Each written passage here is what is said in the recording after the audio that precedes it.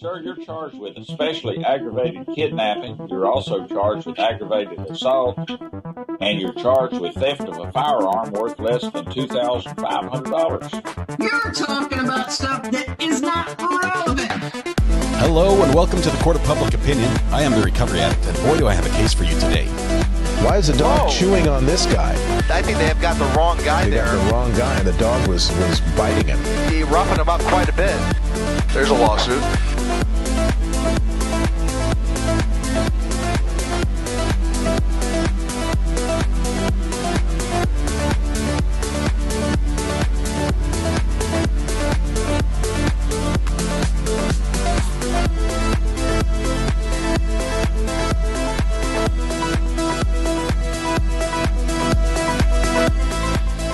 All right. Children, calm down. No need to fight. There's enough internet to go around. Looks like Myra and Denise came in almost simultaneously.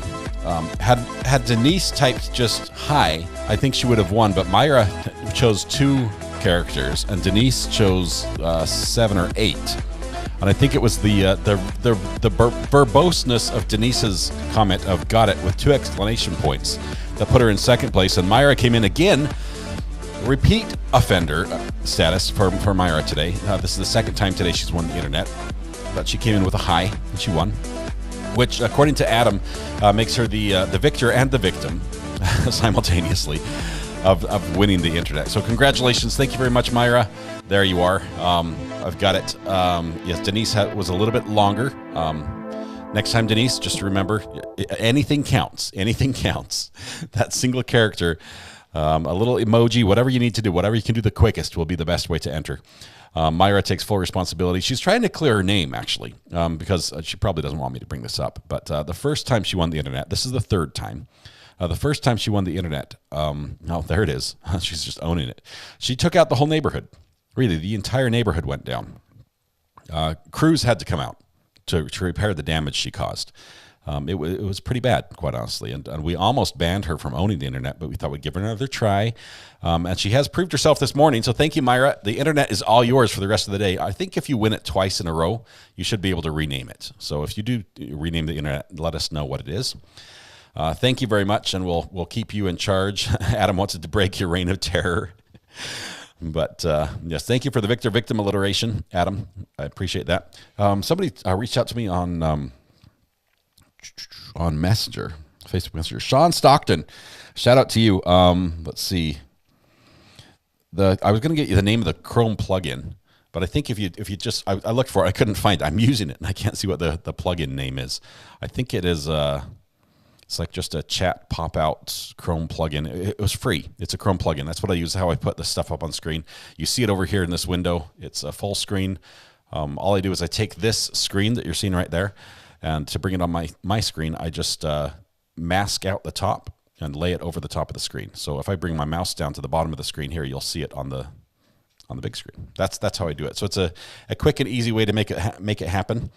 But it works for me. Alex stole it. And Alex stole it.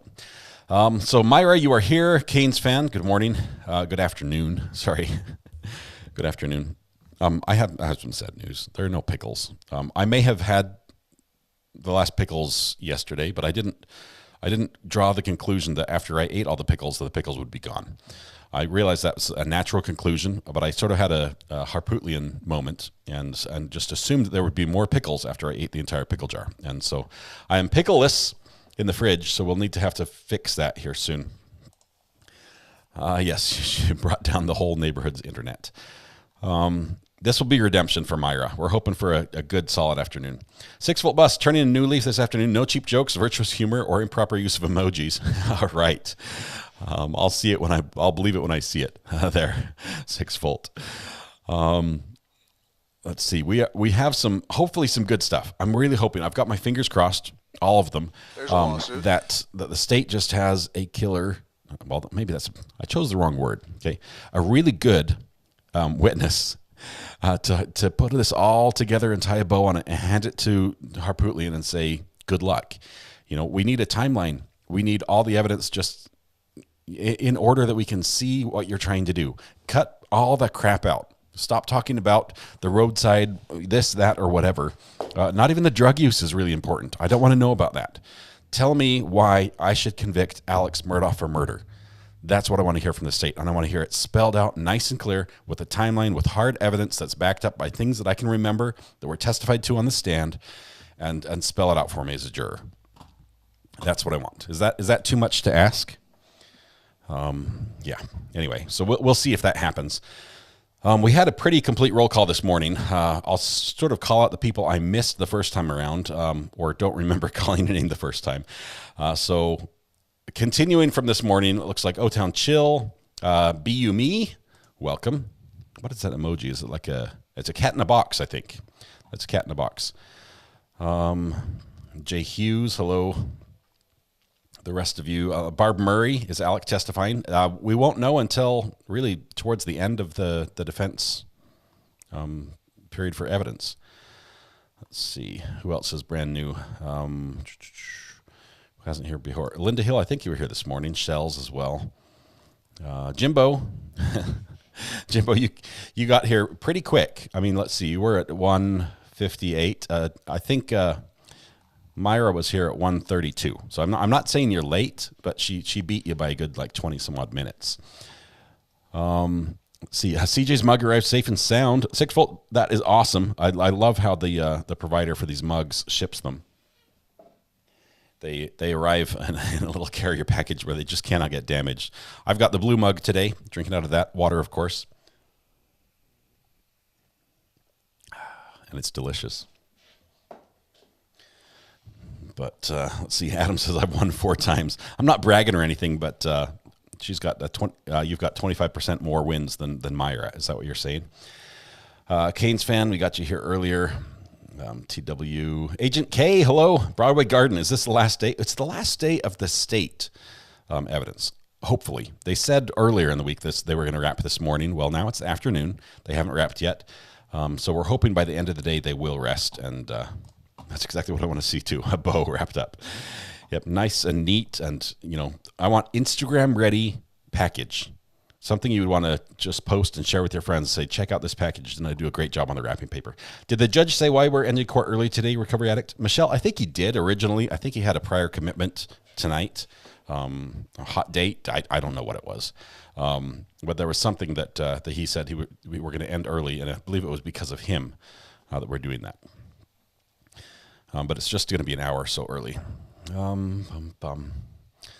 Changed my testimony to bet. I've changed my testimony bet to 20%. It's a big risk, but if he can swallow all the financial stuff, lie about nothing, and look credible, he might be believable about denying the murder part. Let's see. DSN, good afternoon. Will the jury be able to see a transcript when they try to decide guilty or not guilty? It's so much information. I would hope so. This is a lot to remember. Sharon McDonald says, remember to shout out to JB. Katerina, I see you there as well. Closing arguments Monday? No. This is just the state side. The state goes first, and then defense. So if defense has if they have no evidence to present. Alex stole it. That's what the state presented, that Alex stole it. But if the defense has if they just say, if the state says state rests, and they turn to defense, and the defense says defense rests, then we go into closing arguments. But that's probably going to be at least a week and a half away. Possibly a little more, depending on, things that happen. Vicky Boyd is here. Hi from Spruce Pine, North Carolina.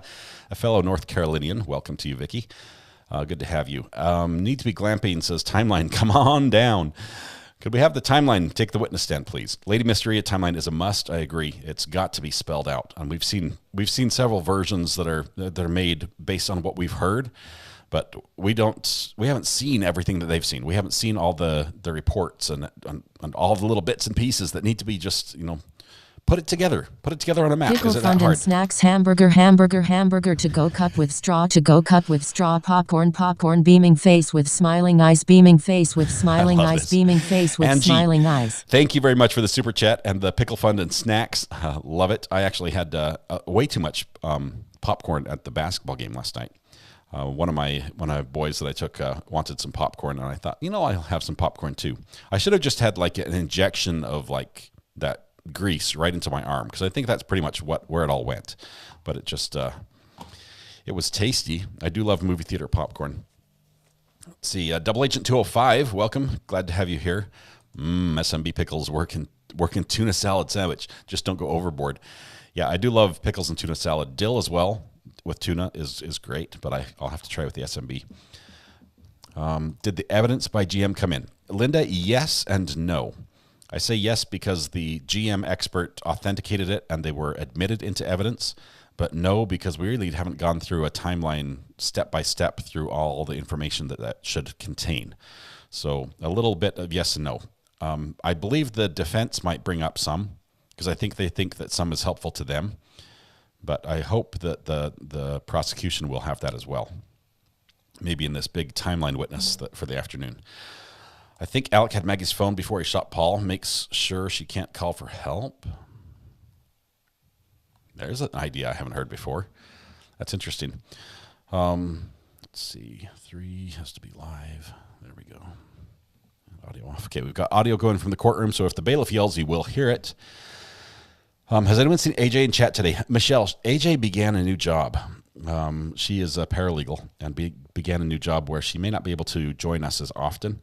There's a good chance she'll be able to join us on the evening podcast on Friday nights, and we're hoping Hello for that. Kitty just sent a super sticker with 4.99. Hello Kitty, thank you very much for the super sticker with a hiya and a waving super sticker. I love it. Thank you for the support and welcome. So good to have you. Would not be the same here without you. Appreciate that. Pillow Chat is here. Rowdy. Let's see. Weather Watch doing his weather thing, helping people know when the weather's coming. Thank you for that. Alex stole it as well. Alex stole the weather. The break's supposed to be over at 2:15. Yes. So we've got just a couple minutes, and the judge should be coming back in the court. Yes, AJ got a job. She was looking for a job.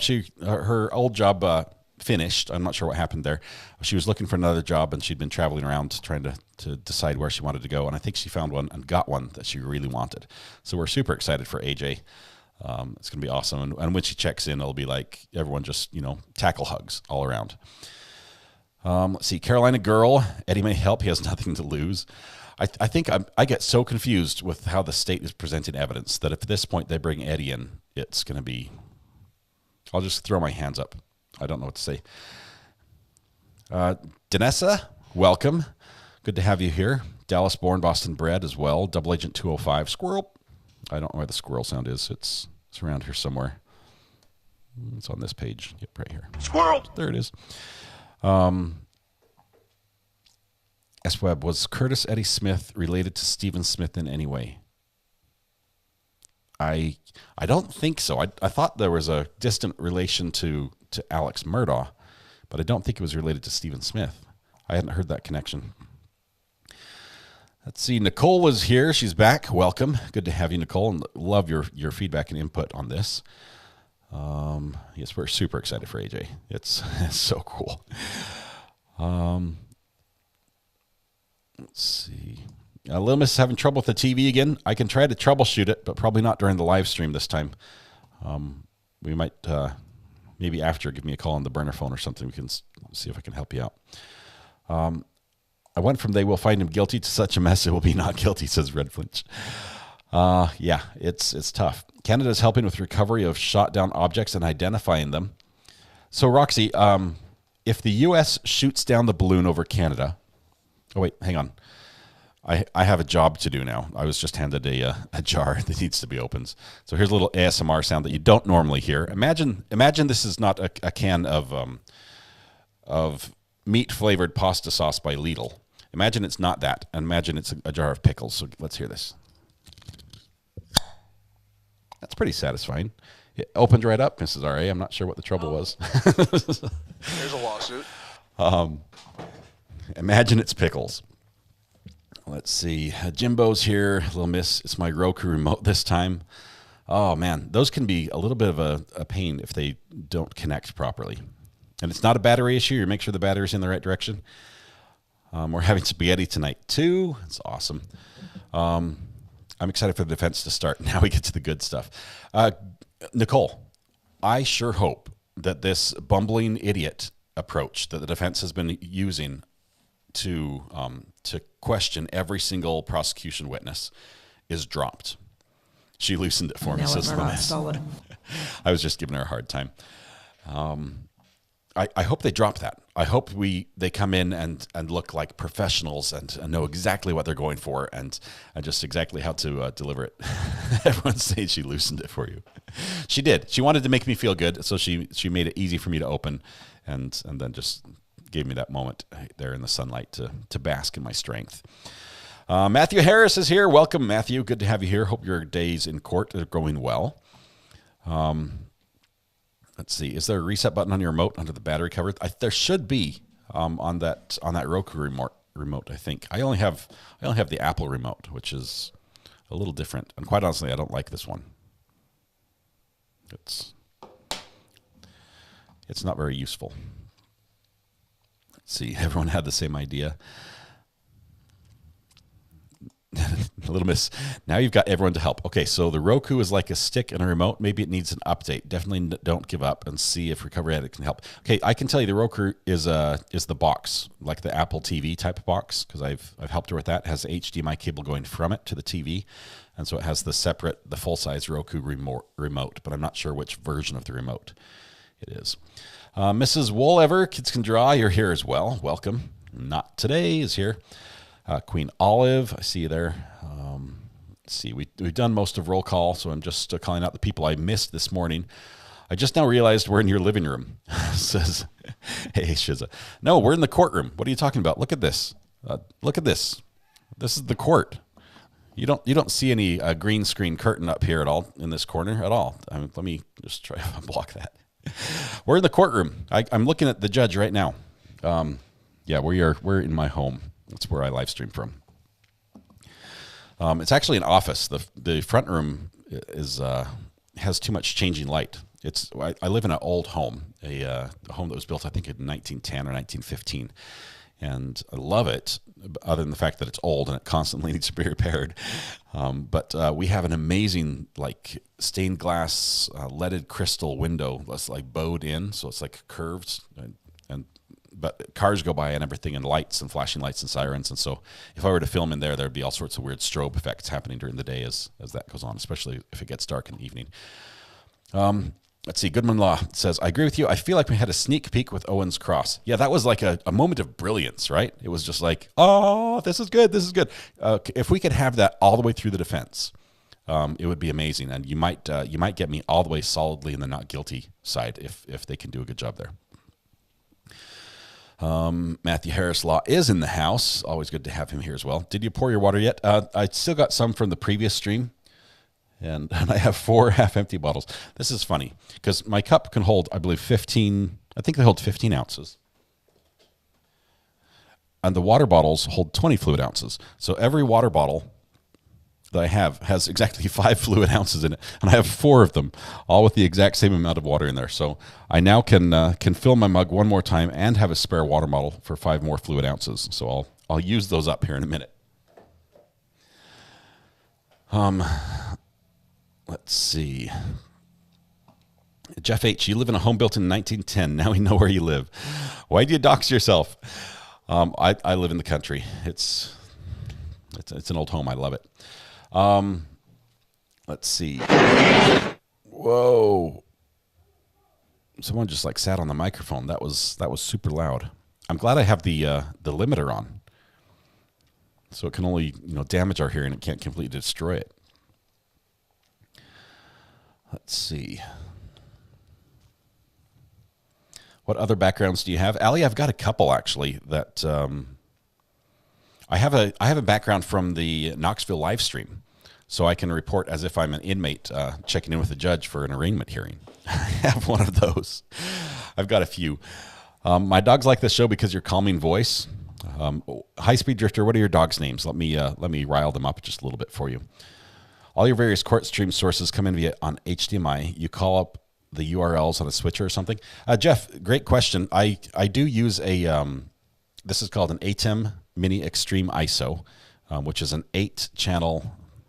might remove this here. It's an 8-channel switcher. So they're physical switchers. They're 8 inputs for HDMI sources. So I have my computer routed through a replay machine. So this is like a Hyperdeck Studio, if you know what a Blackmagic design is, but I can replay things slowly, slow motion and backwards and things like that. So it records and plays here, and then it goes from there into the computer. So my computer source goes there. I also have an Apple TV that goes straight to the one of my sources. My graphics are a source. I've got an iPad that's a source, another iPad that's a source. I've got a bunch of different sources, and so I've got all these different URLs that I'll pull up. They'll all be live streaming, and I can choose and select them. I do sync them up in time, so that if we have one channel that's showing us, say, the witness view, another channel is showing us Alex Murdaugh during this, and I want to show you what Alex doing during the witness testimony, I can bounce back and forth and show you multiple things at once. So.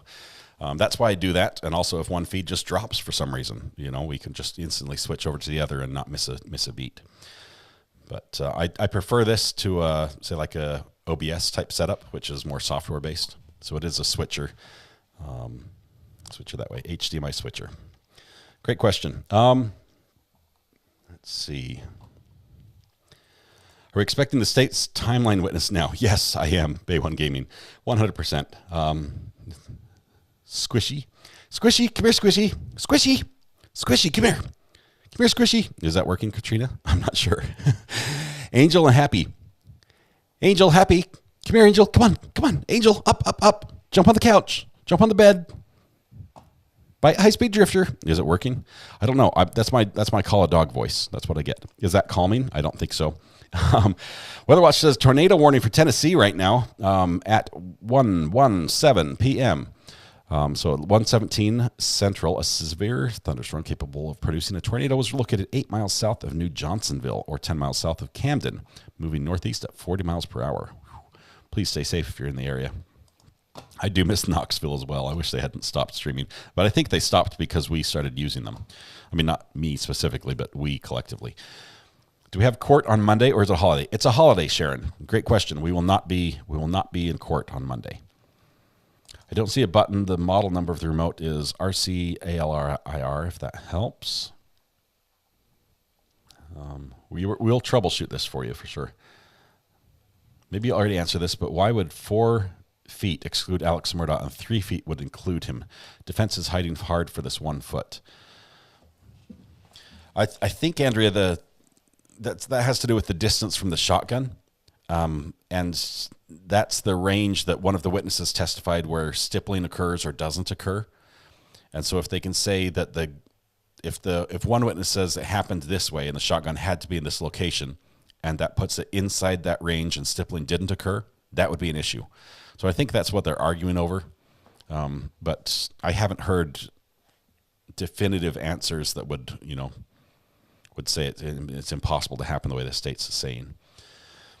Myra says, my dog name is Rocky. Call for him. He loves you. Rocky, come here, Rocky. Rocky. There we go. And then you have, now I'm calling dogs all day long. So, and then you have extra water bottles when you need to use the restroom. Adam, no. No, I've never had to go that route. Your channel's the best way to watch the Murdaugh trial. Thank you, Jeff. I appreciate that.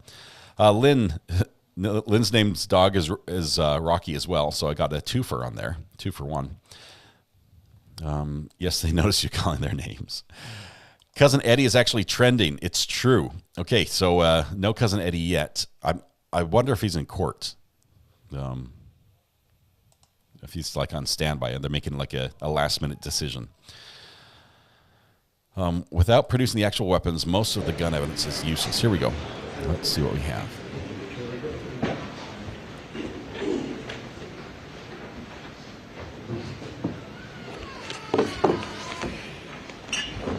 You may now continue.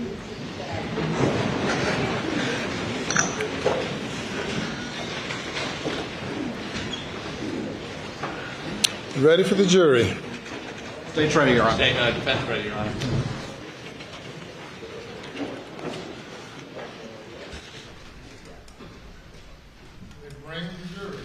Oh, man. They turned the mic down for that. I wanted to hear that. Let's see. Is there any other questions I need to answer? Call Pistol. He's always watching you. Hey, Pistol.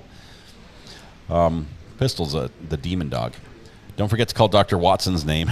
There are so many dogs. My dog is Floyd.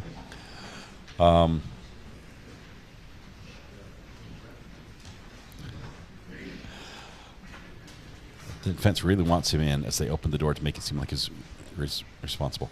Hannah, so you're thinking that they kicked the door open on purpose, hoping that the prosecution would fall for the bait. Who's that leaning against the wall over there in the far left, over there in the family section? Would that be somebody in jailhouse attire? Cousin Eddie? I don't know. It's the only guy in orange that I see.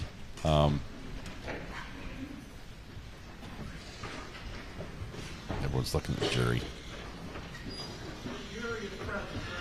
Hey, very good. Welcome back. Welcome. Ladies and gentlemen, I've appointed juror number 826 to serve as the foreperson of the jury. In various places in various states, it's done differently. In some places, the jury selects a foreperson.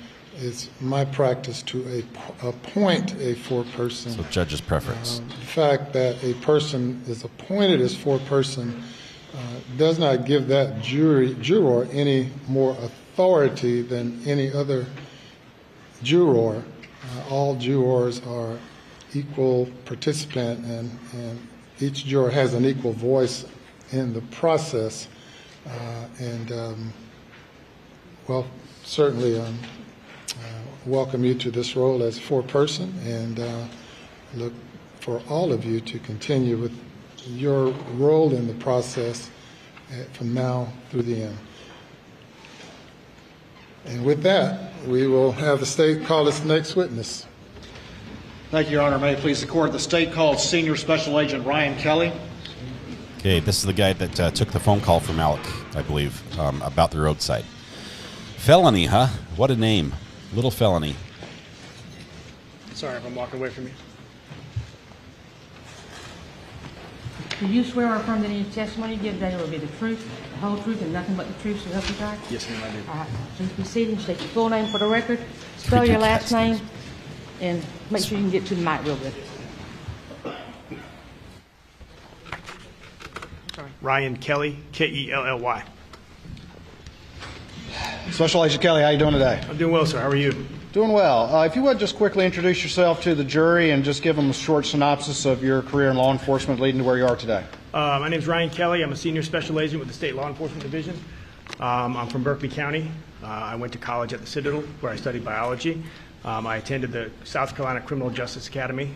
I've got approximately 22 years law enforcement experience, the last 10 of which have been at SLED Investigative Services, Low Country region, where our caseload includes violent crime, public corruption, officer-involved critical incidents. Doesn't look like he slept in a Holiday Inn last night. Currently there as a Senior Special Agent. Abby, right, hello to Pickles. Mic just a little bit closer to you. Hello to your budgie. To yourself. Is that better? Okay. Yep, that's much better. You're kitty. Have you, as far as the murders at Moselle, you had a very tangential role in that particular case, is that correct? That's correct. All right. Moving forward, did you become the lead case agent on a different matter that started on about September 4th, 2021? Yes, on September 4th, 2021, there was an incident involving Alex Murdaugh. Here we where go. He was shot along Old Salcahatchee Road in Hampton County. All right. And did you respond to that particular scene? I did. Okay. And about what time did that occur? The shooting occurred at approximately 1:36 p.m. All right. And that's September 4th? September 4th, yes.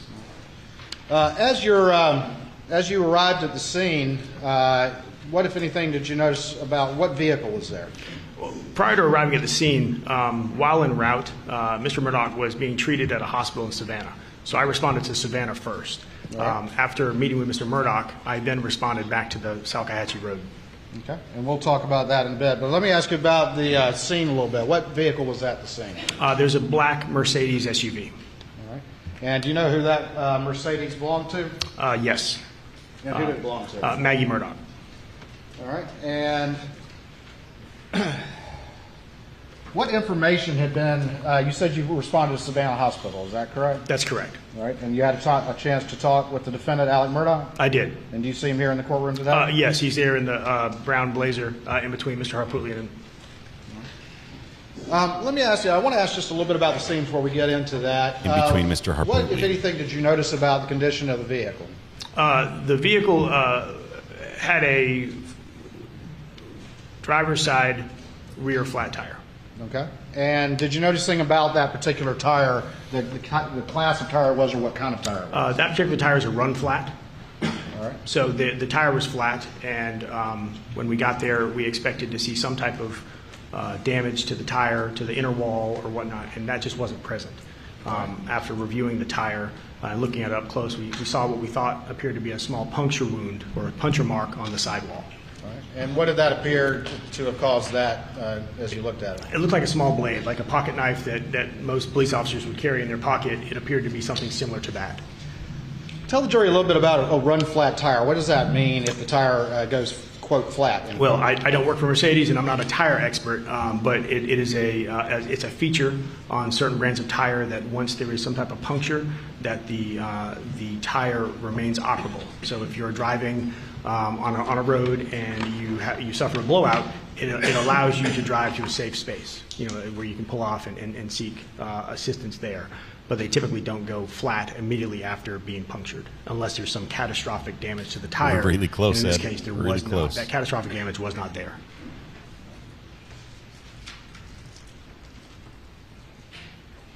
Alex Stollett. I'm going to turn those down for just a little bit. I want to give the state a good finish. All right. In the standby for me, just real quick. This bugs me that after a long break, they're not ready to go. I think it bugs the judge as well.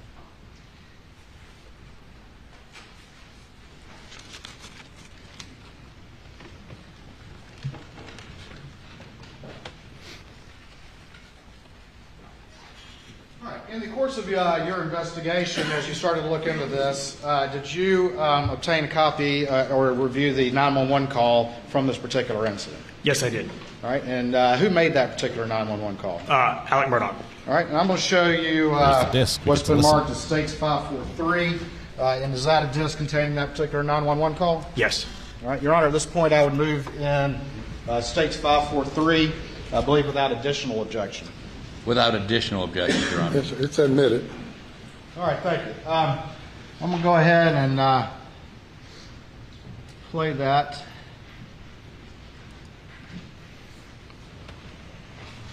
Yeah, that's the hardest thing about this story to believe, is that he was changing his tire. I can believe somebody shot at him, but not that he was changing his own tire.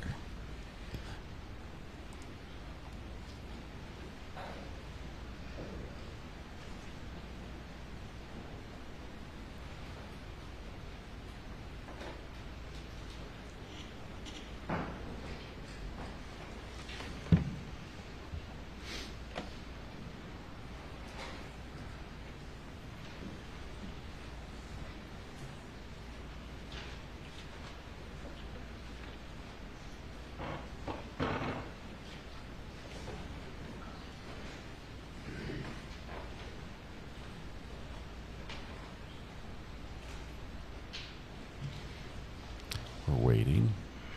Hey, Laura, I'm not seeing any buffering on my end. It's looking good.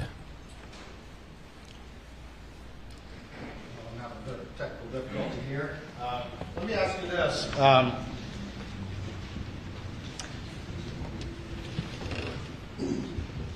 While we're getting that 911 call up, can you generally describe what was reported by the defendant on 911? Yes. Mr. Murdaugh called 911. The Hampton County 911 operator answered the phone, obviously asked, "What's your emergency?" Mr. Murdaugh said that he was on Salcahatchee Road by a church with a red roof.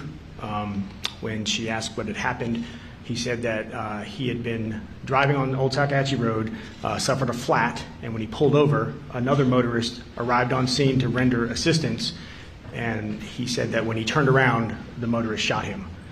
So at that point, the dispatcher asked, "Have you been shot?" And then that's at that point where Mr. Murdaugh said yes, he'd been shot, but then he said he was okay. All right. And did he say that he got a flat tire, he stopped, and then someone stopped to help and then shot him? Yes. Thanks for listening. Yes, that's what he said.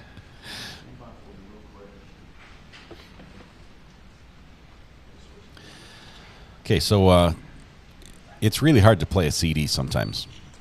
Compact discs can be really tricky. Seriously, put it in, close the lid, hit play. We're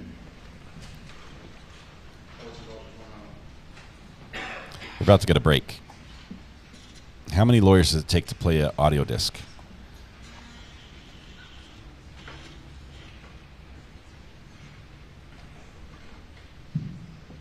This has worked previously. We've heard other things that were on disc without problem. So I think the right equipment's in the courtroom. Where's Doug? Somebody get Doug over there. Tell him to quit fiddling with the Elmo and make this work. Yes, the For a lady and members of the jury, we'll have you go to the jury room for a few minutes. Please do not discuss the case. The jury's like, I know exactly why we're leaving right now. Oh, look, somebody just comes up from the gallery, just like, hey, I know a lot about CD players. Have you tried pushing play yet?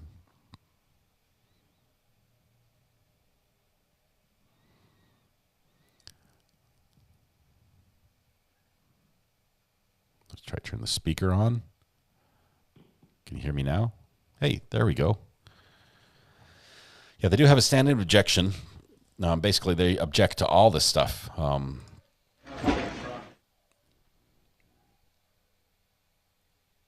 Now what's up? Here comes the bailiffs.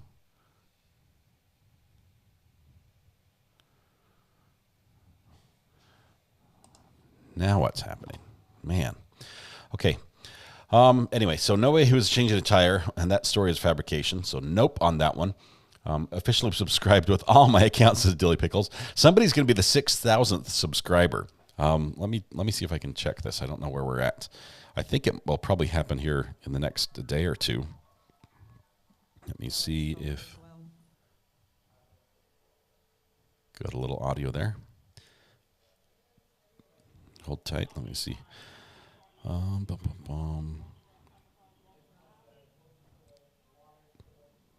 Okay. Yes, I have 5,987 subscribers right now. So somebody probably today is going to be the 6,000th subscriber, which is just going to be awesome. Let's see. People have more than one YouTube account. Those sort of people are shady. They're like the kind of people that have like a burner phone or something, MB. I wouldn't trust them. Let's see. Alex stole it. I can turn that up during the break. So the sounds are back up for a little bit. Congrats. I've been with you since day one. So Jay Hughes. Yes, it has. Jay, we'll have to hear. I know you had the jury duty that lasted for about 10 days. If you want to share, we'd love to hear how that went or just a brief synopsis. This judge runs his courtroom like a Catholic mass. Stand up, sit down, go over there, go back over there, stand up, sit down, while the guy with the smoky... Where's the guy with the smoky purse? Sled was in charge of the CD player. What a great stat for the afternoon. Subscribe, share, and hit the like button. Thank you, Dilly Pickles. Appreciate that. That does help the algorithm so other people can find us. Jimbo, you have a better chance of being the 6,000 subscriber than winning the internet. Just saying, says Myra. This is a little embarrassing. This delay just might push us into tomorrow, for the state to finish.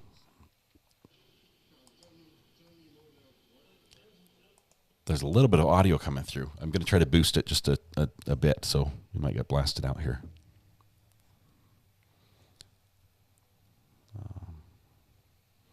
It's me, I'm shady, says MCAT. Alex stole it.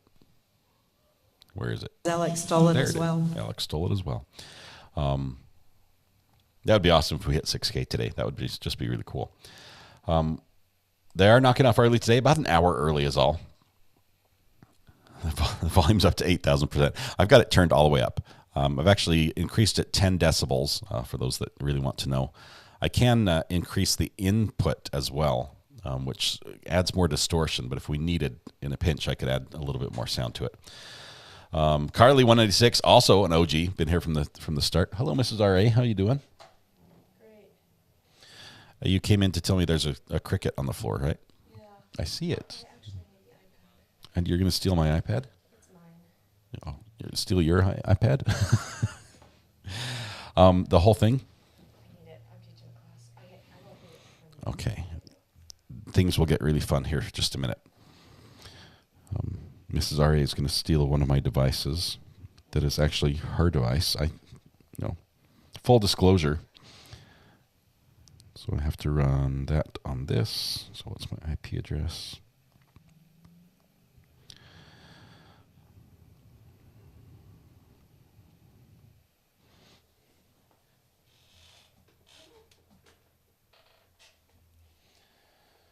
See. Okay, sorry, doing some technical stuff here so that my switcher will still work.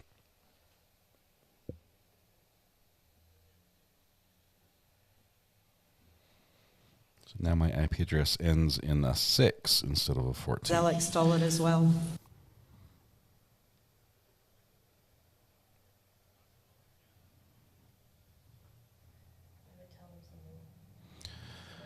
All right, still nothing happening in the courtroom. Sorry about this. Are they square dancing? They're doing something. Who cut the internet? It's still on, but we're just waiting for them to come back from this break.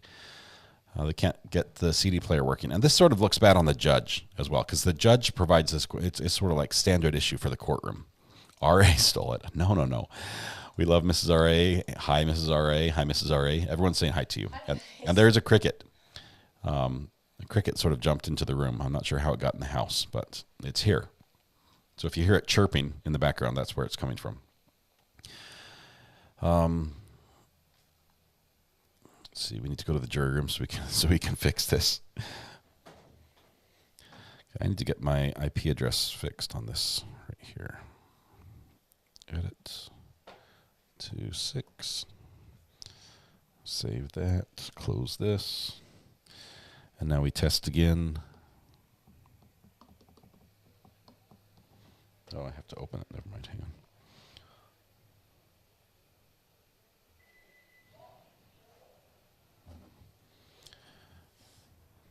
Did you check out your story? I didn't. It's time for a Scott story. I think the bike one. Okay, I was going to tell you a bike story. I told my family I was going to tell you a bike story today, so we'll do that while we have a little bit of a break here in the court. It's not Jiminy Cricket. It's not nearly so cute, and now I don't know where it went. So my feet are like lifted up off the floor because I don't want to set them down and accidentally end his life. But somewhere there's a cricket, and it's right by my feet. I'm going to not move my feet or roll my chair anywhere because I would hate to be accused of murdering crickets. So I was going to tell you this story, bike story. When I was a kid, I was participating in the scouting program. So as a young man, we decided that it would be really fun to ride our bikes from South Pass, Wyoming, to stay still. I will from South Pass, Wyoming to Salt Lake City. We thought that would be a fun little bike ride. I'm peddling a bike story. I am, and it was a lot of fun. We practiced. We went on several long bike rides to get in shape, and then we had our little recovery vehicle. I guess we'd call it that. It was the support vehicle with the trailer and everything. So if we got a flat tire, we could hop on there, and we'd actually change the tire on the trailer while we're like driving down the freeway, and then like pull over and then hop off and pedal some more. It was really not safe. We did all have bike helmets on, but we're just biking along on the side of the highway in Wyoming, which is not a good idea. But I don't remember where exactly we were, but at some point we pulled over on a rest stop, which was like a little downhill section, but it was just gradual. So we pulled over and we're sitting there just relaxing. We're watching all these big trucks pull in and rest, and they'll use the facilities, whatever, and then pull out. And they always take time to get up to speed. And we think, you know what? If we pedal really hard, we can get behind one of these trucks and we can draft. We can, get caught in the wind behind him, and it will just suck us along down the freeway. We could make really good time. It'll be easy. Guess what? It works. It works. And going 60 miles an hour on a bicycle on a highway in Wyoming, a few feet behind a truck, and actually having to use your brakes so you don't run into the truck constantly, it was quite the experience, which I don't recommend you do. But we had a lot of fun doing that. This is the OG recovery story, recovery trailer. Goes way back. I don't remember much of the rest of the trip. I remember we camped somewhere, and we found that there were scorpions all over the place and ants. So it was like if you were looking for the ants and the scorpions. And the scorpion will sting the ants, but the ants will kill the scorpion. It was, we of course, we being boys, we figured that out. But there were scorpions everywhere, and eventually it got to the point where we realized we did not want to bike uphill at all. We were all interested in the downhill, but not in the uphill. That was just the age we were at. So we ended up riding in the trailer a lot, and then as soon as we got to a downhill section, we'd all bail off and ride some more. That was good fun. We have a new true crime trial to watch, The State of Crickets versus Recovery Addict. I don't know where it is. I'm going to have to move around and see this. They might be coming back from court here. Let's check. Somebody's just kicked the tripod a little bit. This is which one?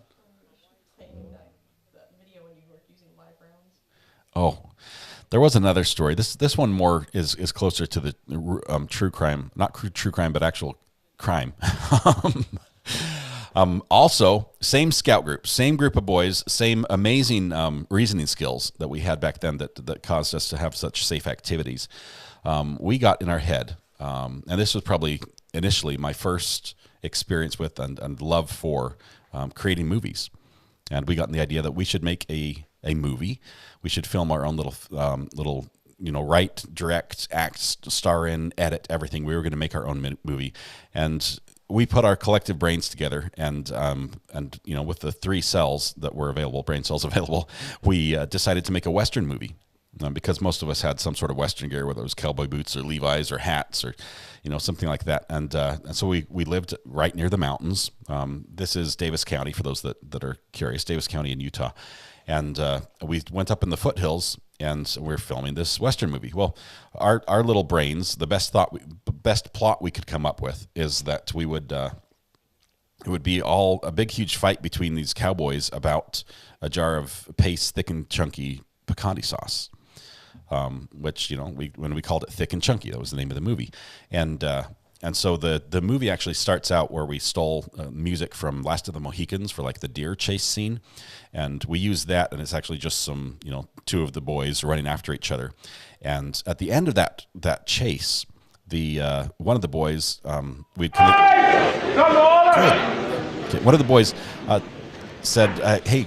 To our leaders who are filming this, can we use some blanks and we can pretend to use guns and stuff? They said yes, it was a good idea. Well, guess what? We couldn't find any blanks, but we did not. We didn't stop shooting anyway. We used live rounds, shooting at each other's feet, the jury, so that nobody would get hurt. And the leaders that filmed this didn't know we were shooting live rounds until we watched the film together after we were all done. In that, I had a particular role in that video where I got in a knife fight with my friend. And imagine the K-bar knife, think BK, that knife. Had one of those, and we had staged it so the camera was off to my left, and we were facing each other. And I went to wrap around and stab him in the back with this real knife, hunting knife. And at the last minute, I flattened my hand out, and then I fall on top of him, so it looks like I stabbed him in the back. We had this all choreographed. The leaders also didn't know it was a real knife. And nobody got hurt in the entire filming. We did not have a rust moment at all, but it was great fun, and I lived, and so did all my friends. Awful movie. The plot is paper thin, but it was a lot of fun. I swear, I feel tickling sensations on my feet from this cricket. I don't know where it is. For your own safety, make yourself known, Jiminy. All right, Special Agent Kelly, we fixed our technical difficulties, and for the record, about to publish the 911 call.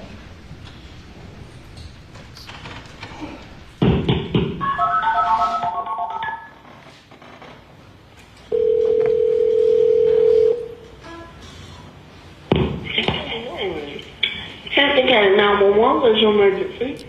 On Salkahatchee Road. Okay, what's the address on Salkahatchee Road? I'm by the church. What church? What church are you talking about? I don't know the name of it with the red roof. Okay, what end of Salkahatchee Road? Because I don't know what you're talking about. At the Hampton County side. Hey, call me back when you know the address. That's 911 operator. It's just... Okay, what's going on? I got a flat tire, and I stopped, and somebody stopped to help me. And when I turned my back, they tried to shoot me. Oh, okay. Were you shot? Yes, but I'm okay. You shot where? Where were you shot at? Huh? Did they actually shoot you or they tried to shoot you? They shot me, but... okay, wait, you need EMS? Well, I mean, yes, I can't drive. Okay. And I'm bleeding a lot. What part of your body? I'm not sure. It's somewhere on my head. Your head? Somebody just stopped for me, ma'am. For 911. Okay. Still? Hey. Okay, let me speak to him, see if he can tell me exactly where you are. All right, for the record, I'm stopping that at 141. Was that the defendant on the 911 call? Yes. At that point in time, he said, someone shot me? Yes. Did he identify who that was? No, he did not.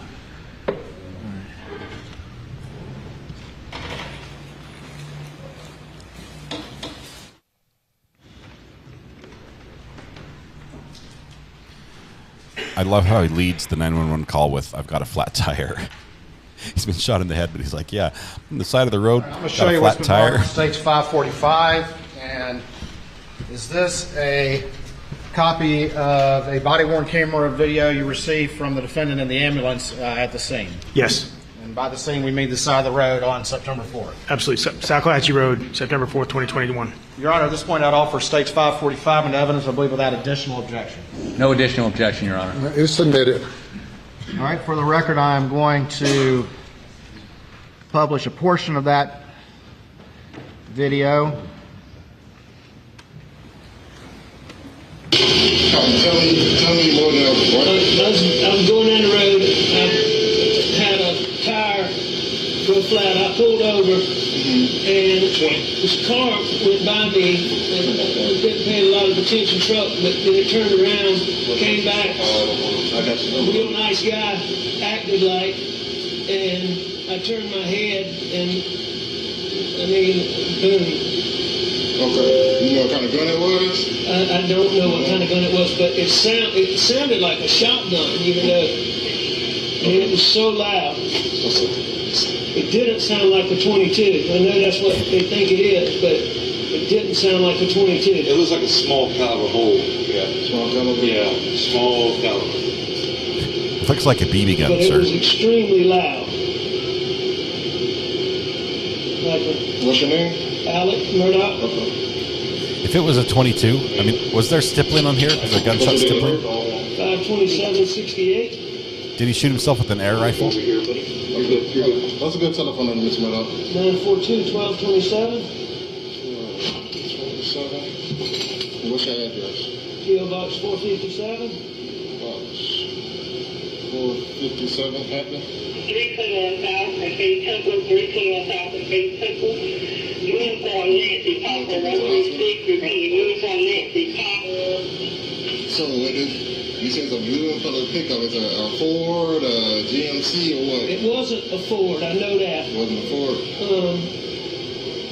Like a Ram type, or? You know, I think it was a GMC or a Chevrolet, but GMC. I'm not totally positive.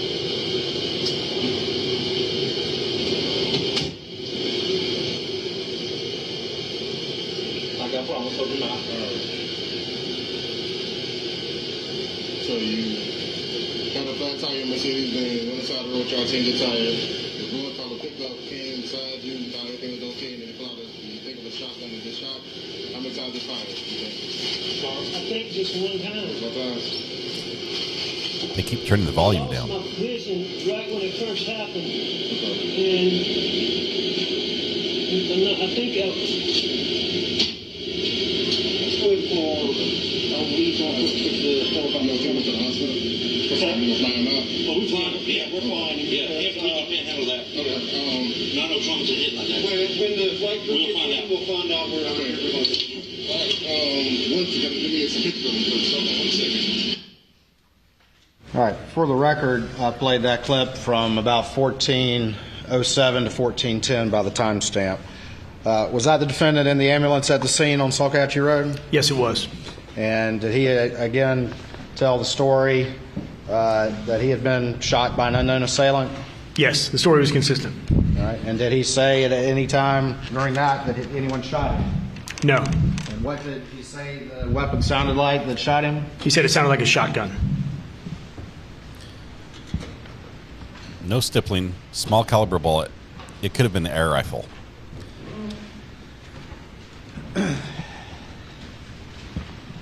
On September 4th, you said you responded to a hospital? Yes, in Savannah, Georgia. All right. And who did you see when you were there? I met with Alex Murdaugh and I met with Randy Murdaugh. All right. And did you have a conversation with the defendant? Yes, I did. All right. And can you just very generally relate what the defendant said? Did he tell you a very similar story that we've heard from the 911 call in the ambulance video? Yes. When we arrived in the hospital, Mr. Murdaugh was receiving treatment. He was awake and willing to talk to us. At that point, he was the only witness to this incident. We asked him what happened, and he told us a story that was consistent with the 911 call and with what was told to the deputy. All right. And did he state that a driver had stopped, passed by, turned around, and came back to the location? Yes, he said the similar story that he was driving along Old Salkatchie, that he hit something significant with his tire, causing it to go flat. So when he pulled over to the side of the road to inspect the tire, it was flat. As he was doing that, he said a dark in color Chevy pickup truck drove by, passed him, turned around, and came back to his location.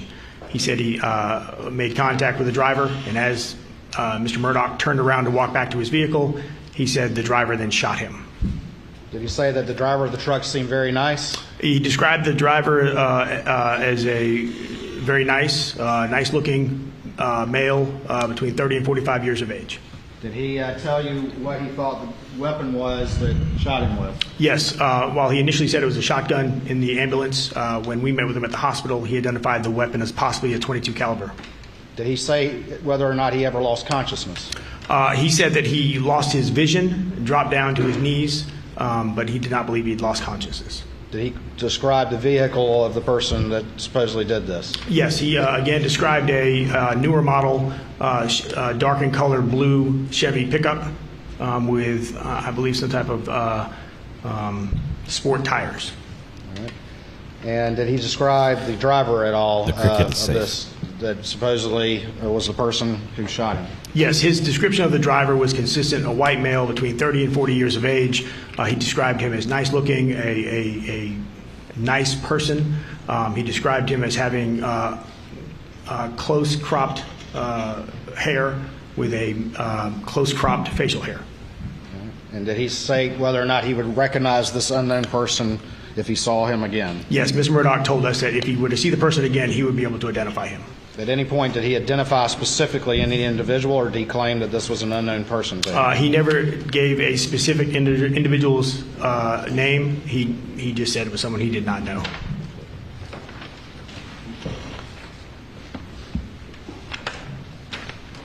Myra has renamed the internet to Cousin Eddie. We're going to return back to the scene, and I'm going to show you what's been marked as States 544. I have caught the cricket. It's in one of my empty water bottles. He's in there. You can see it. Well, you can't see him very well, but he's in there. He's safe.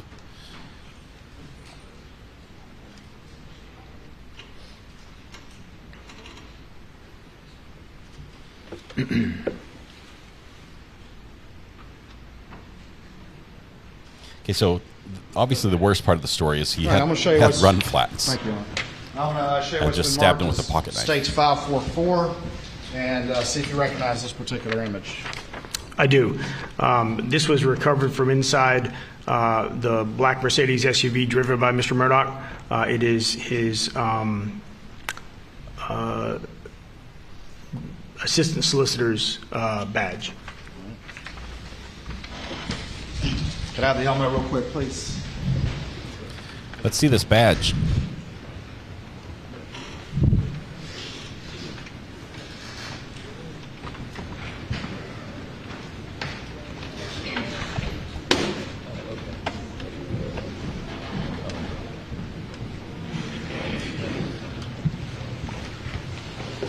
All right, is that what's on the screen right now for the jury to see? Yes, it is. Yeah. These photographs are awful. I'll let it go outside. I might have one of my kids do it. Cricket has plenty of air. We're good. I'm the cricket whisperer.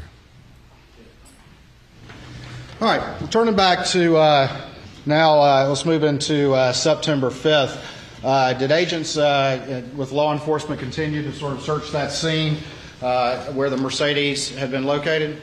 Yes. So on September 5th, we agents returned to the scene. We were looking for any evidence of involved in the accident. We were looking for the significant piece of debris, and as we were searching the roadway around where the Mercedes had pulled off, we searched across the street in the grass area, and we recovered a gray in color utility knife. Did law enforcement, did you notice any sort of debris or anything like had been described by the defendant as supposedly causing the damage to the tire? No, we searched the area extensively, and we never were able to locate this significant piece of debris that Mr. Murdaugh described as causing his tire to go flat. I'll show you what's been marked as States 546, and do you recognize that image? Yes, I do. And tell the jury what that is, please. That is the folding knife that was recovered across the road from where Mr. Murdaugh's vehicle was parked. Your Honor, this time, I believe without additional objections, the state would move into States 546. No additional objections, Your Honor. It's admitted. All right, and is that the knife as it was found laying in the grass? Yes. And again, where was that location in relationship to where the Mercedes was? The Mercedes was pulled off to the side of the road. This was directly across the road in the grass on the other side. Was DNA testing ultimately conducted on this particular knife? Yes. And were two individuals in that DNA testing that came back in the propositions as a result? Yes, DNA profiles of both Alex Murdaugh and Eddie Smith were identified on the knife. Interesting.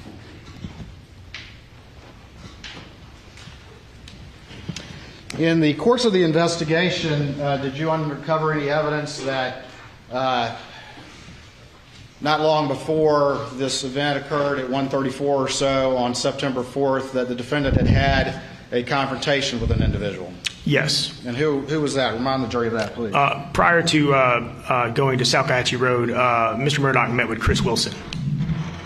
And can you remind the jury what generally that discussion was about? Mr. Wilson and Mr. Murdaugh met. Mr. Wilson, at that point, Alex Murdaugh had been terminated from his law firm, and Mr. Wilson became aware of that, so he wanted to meet with him to discuss what was going on, because obviously Mr. Wilson and Mr. Murdaugh had the missing $192,000 from the previous months that was still ongoing. On September 6th, did you return back to the Savannah Hospital? Yes, I did. All right. And did you have another conversation with the defendant? Yes. When Mr. Murdaugh advised us that he would be able to, would recognize the individual if he should see them again, SLED has at its resources a composite sketch artist. So we brought her down, and her and I went to Savannah back to the hospital to re-interview Mr. Murdaugh in an attempt to create a composite sketch of the unknown suspect. All right. And just very quickly, what is a composite sketch? Again, I'm not a composite sketch artist, so I'm a layperson as I describe this. It is where an artist uses a digital software in concert with resources of magazines of certain body types and skin tones and whatnot, and allows the victim to like a catalog, to go through and find the identifying features closest that fit the unknown person, and those various parts are then drawn together to create a composite sketch.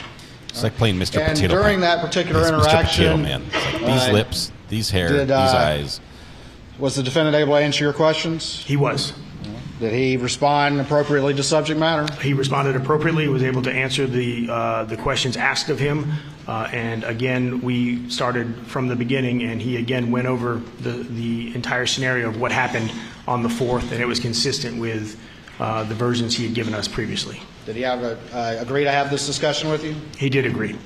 And did you go into some discussion again with what happened on the side of the road, at least according to him at this point in time? Yes. And was it consistent with what he'd related before? It was consistent. Did he describe this unknown individual? Again, he described him in a similar fashion. White male, between 30 and 40 years of age, was nice looking, close cropped hair, manicured, close facial hair. I believe he described him as wearing some type of outdoors type shirt. The description was consistent with what he had previously told us. All right. And did he also provide a similar description of the vehicle that this individual was driving? Yes, again, a dark and colored Chevy pickup truck. And yet again, at any point during this period of time, did he identify who this person was, or did he say it was an unknown assailant? Never identified who it was, and continued to tell us it was an unknown person. Did he work with the sketch artist and looking through books and working to make a sketch of this supposed unknown assailant? Yes, the sketch was completed. And did that take a relatively extensive period of time? Looking back, I don't know the exact approximate, but it probably took a couple hours for the interview and the sketch to be completed. All right, I'm going to show you Just what's show us marked the picture. as Let's see it already. 547 to your testimony and see if you recognize that image. I do. This is the composite sketch. All right, Your Honor, this time I would offer States 547, I believe, without additional objection. Without additional The objection, state Your has Honor. agreed to let this in, so they're not objecting to hearsay.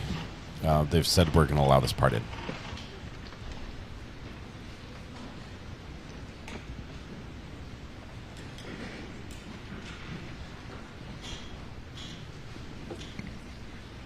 And what is this image on the screen? That is the composite sketch created with the assistance of Mr. Murdaugh. Based on his descriptions to the sketch artist? Based on his descriptions.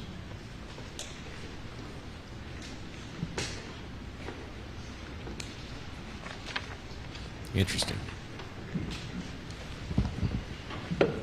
Is that Cousin Eddie? It's a pretty good picture.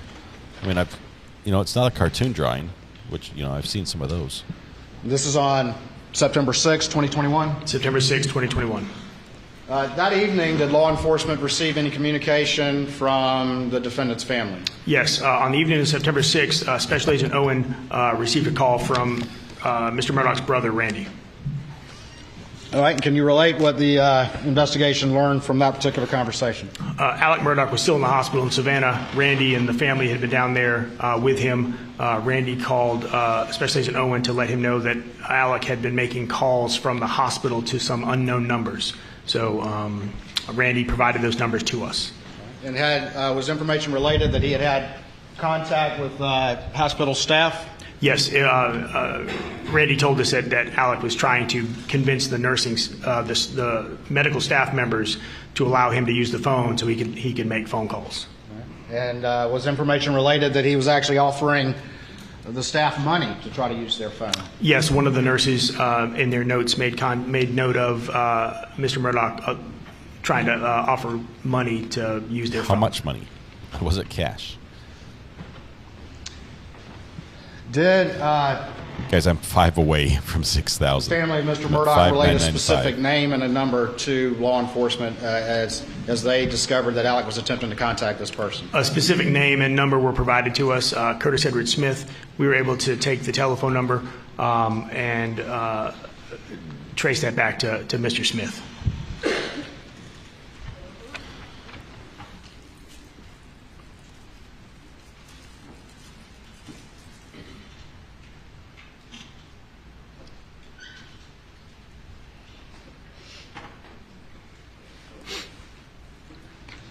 During the course of this particular investigation, did law enforcement obtain any surveillance footage from any nearby establishments? Yes, we did. And can you describe that to the jury, please? After the shooting, the agents who are present on the crime scene, obviously part of our investigation is to canvass the area. There was St. John's Baptist Church was nearby. Agents made contact with staff there.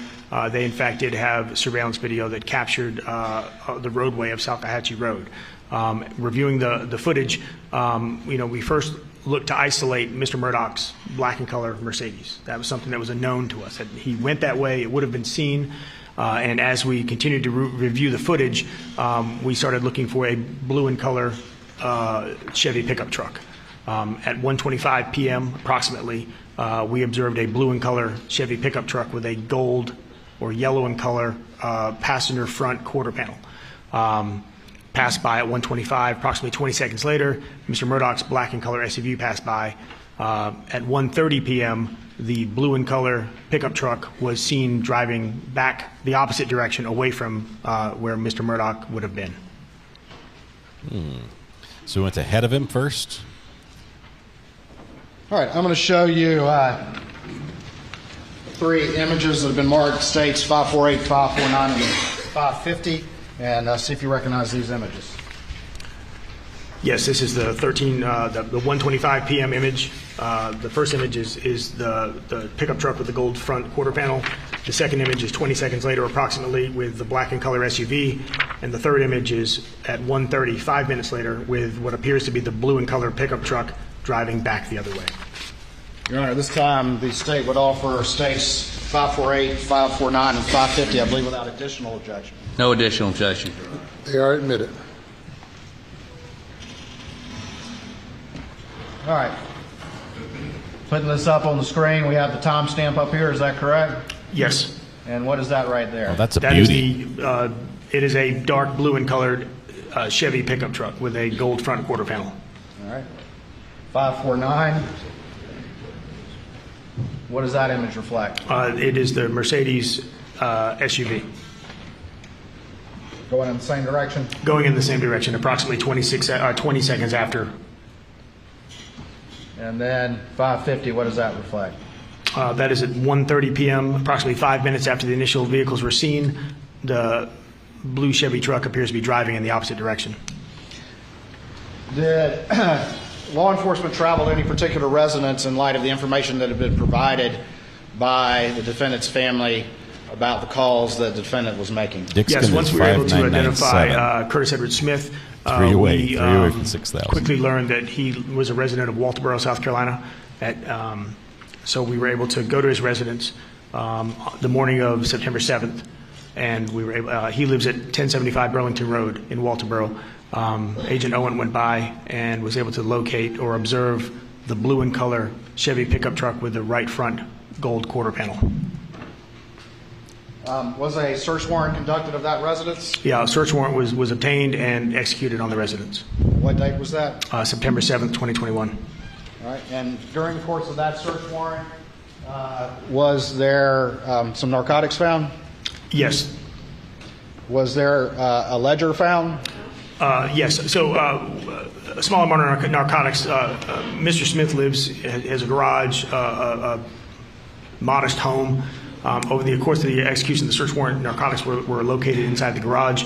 But the search of the residence, we found the best way I could describe it would be a physician's desk reference of multiple narcotic pills, like a drug reference guide that he had made personal notes in.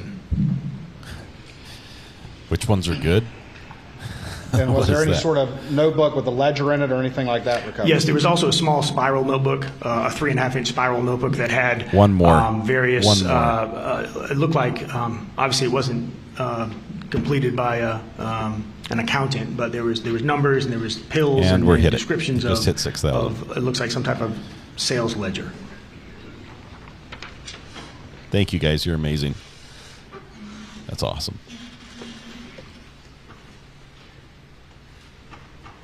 It only shows on the screen if you guys share the fact that share who you follow. So the people who do share who they're following appear in the chat as they admit to becoming addicts. But if you have that private, it does not reveal that. And back down to $5.99. So somebody just unsubscribed. That's awesome. All right, I'm going to show you what's been marked as States 551 and see if you recognize this image. Yes, I do. These are transaction receipts and deposit and withdrawal receipts for Curtis Edward Smith's Enterprise Bank account. And ultimately, did the law enforcement look at some of this financial information and trace that back to the defendant? This was recovered in Eddie Smith's house, correct? Yes, those documents were recovered in Mr. Smith's house. At this point, Alex Murdaugh had been fired from his law firm for stealing from clients and from the firm. We were aware of that information. It was told to us that Mr. Murdaugh had a prescription drug addiction that we were aware of. At this point, we were aware of that Mr. Murdaugh had reached out to Mr. Smith from the hospital. So when we found, like I said, Mr. Smith lives in a modest house, has a modest vehicle. When we're seeing several $100,000 of deposits and financial records for Mr. Smith's Enterprise Bank, we obtained a search warrant. Through the execution of that search warrant, let's the follow funds that were tied money back to checks written by Mr. Murdaugh. Thank you, Thomas. And did those funds continue up until the time of the murders at Moselle? Yes, they did. And did they continue afterwards? They did.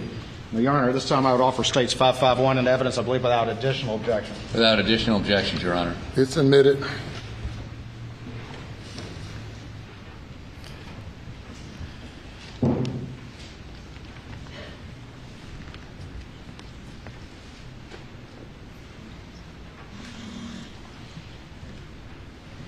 So what is it we're looking at here? Investigation obtained any information from Blanca Simpson about any communication she had with the defendant that day, September 4th, 2021? Yes. Ms. Simpson made contact with Mr. Murdaugh, where Mr. Murdaugh had requested her send him copies of their insurance cards. Was that prior to the incident occurring on the side of the road? Yes. When prior to the incident, Mr. Murdaugh attempted to meet with a few individuals, Mr. Wilson being one of them, and he made contact with Ms. Simpson via telephone. Those were checkbooks. He spends a ton of money, basically. He spends a lot more than he earns. That's what we're hearing in this testimony.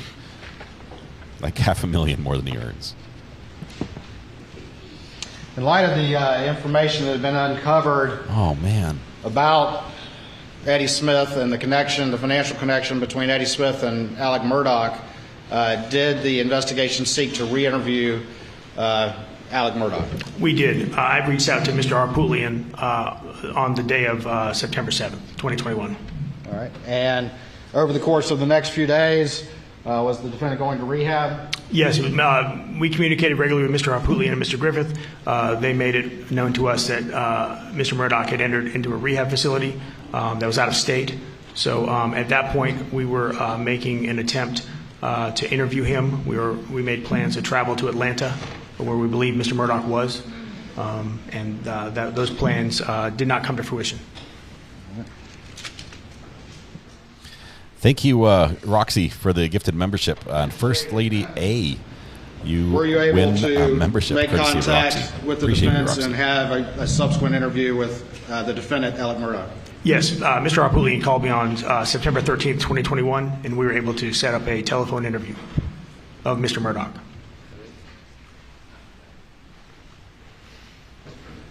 All right, I'm going to show you what's been marked as Exhibit 552, State's Exhibit 552, and see if you recognize this disc. I do. This is a recording of the September 13th, 2021 interview with Mr. Murdaugh.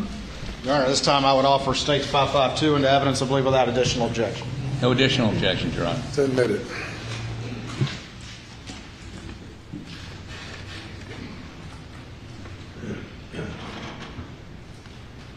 I'm going to publish that to the jury.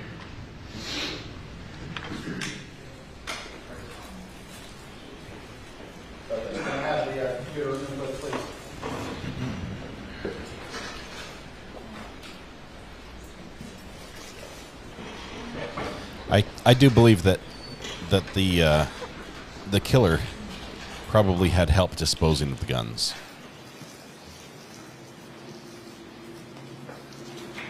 But I also think the killer was Alex Murdaugh. So.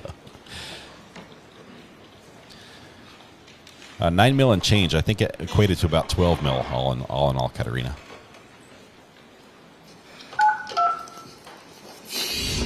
Let's see. No, it should not. We're not. All right, telephone conference interview of Alex Murdaugh, 9/13/21.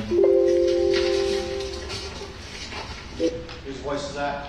Special Agent Jomar Albayalde. Was he present with you when you conducted this interview? Yes, he was. Jim. Hey, Jim, this is Ryan Kelly and Jomar Albayalde with SLED. How are you? Hey, Ryan and Joe. Yes. We're at an office over here in Atlanta with Alex and Dick, and I'm just going to put the phone here on the table next to Alex and then turn it over to you guys. Well, let me start, Ryan. First of all, we only have about 30 to 40 minutes before we have to get out of here. Okay. Okay. No problem, sir. Sorry about that. You caught me. I was halfway to Somerville, so I had to turn around and get into a place. And I'm sorry, but we were late getting here to see Alex, and once we got in here, we had to have a long discussion. Okay. It's beneficial. I'd like to walk him through some questions, which will then allow you to question him, but give you some sort of, rather than just sort of wandering around. Okay.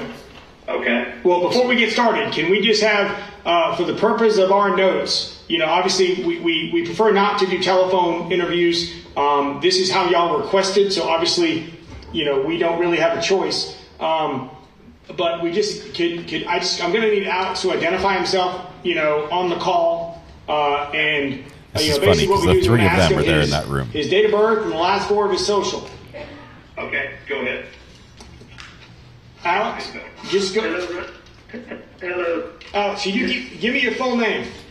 Okay, Richard Alexander Murdaugh. Okay, and what's your date of birth? My date of birth is May 27th, 1968. Last four of your social. I muted it. Everybody's going to know who it is. Okay. After we played it, but I muted it. And I understand I'm not going to out him. Obviously, this is a unique situation conducting this interview over the phone. We need to. Obviously, you've been receiving some treatment. So, just for the overall, sake of your competency to be giving us information, are you right now, sound body and sound mind? Yes, sir. Okay. Are you talking to us willingly? Yes, sir. Okay. All right, Dick. Go ahead, sir. Okay, so let me say for the record, his attorneys Jim Griffin and Dick Arbulian are here. We've spent the last hour talking to him.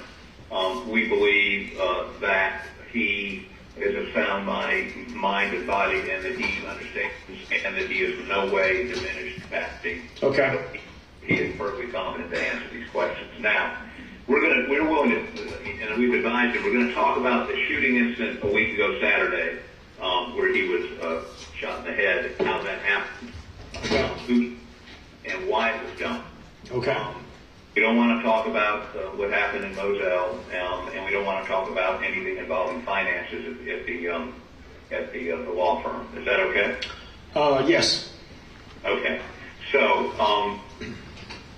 Alex, let's talk about last Saturday morning, and let me go through this briefly. Who did you meet with and talk to last Saturday morning? I met with Jim Griffin and Chief Jesse. Mm-hmm. And then what? Thanks, Johnny Law. I drove to Hampton, and I met with Chris Wilson at my mom's house. Okay. And you and Chris were talking about what? About everything I had done. Okay, everything you had done concerning finances. Finances, pills, lies. Okay. Now, were you taking, well, first of all, let me back up for just a second. Have you had a long-standing Oxycontin or opioid addiction issue? Yes, sir. How many years? The best I can remember, around 20 years, 18 to 20 years. Okay. Now, on this particular day, on this Saturday, were you taking the Oxycontin or taking any opioids? I had taken some, but, I was taking, I'd given it all that I had someone else, and I'd taken some at like 4 a.m., so I was having some withdrawals. Okay. And the previous day, the news had come out about your embezzling or taking client money or law firm money. Is that correct? That's correct. And how would you describe your state of mind at that time? I was in a very bad place. What does that mean? I thought it would be better for me not to be here anymore. What do you mean by not be here anymore? I thought that it would make it easier on my family for me to be dead. And easier, was some financial gain to your family if you were dead? I have a fair amount of life insurance debt. Do you remember how much? Not off the top of my head, but like $10 million, $12 million. Okay.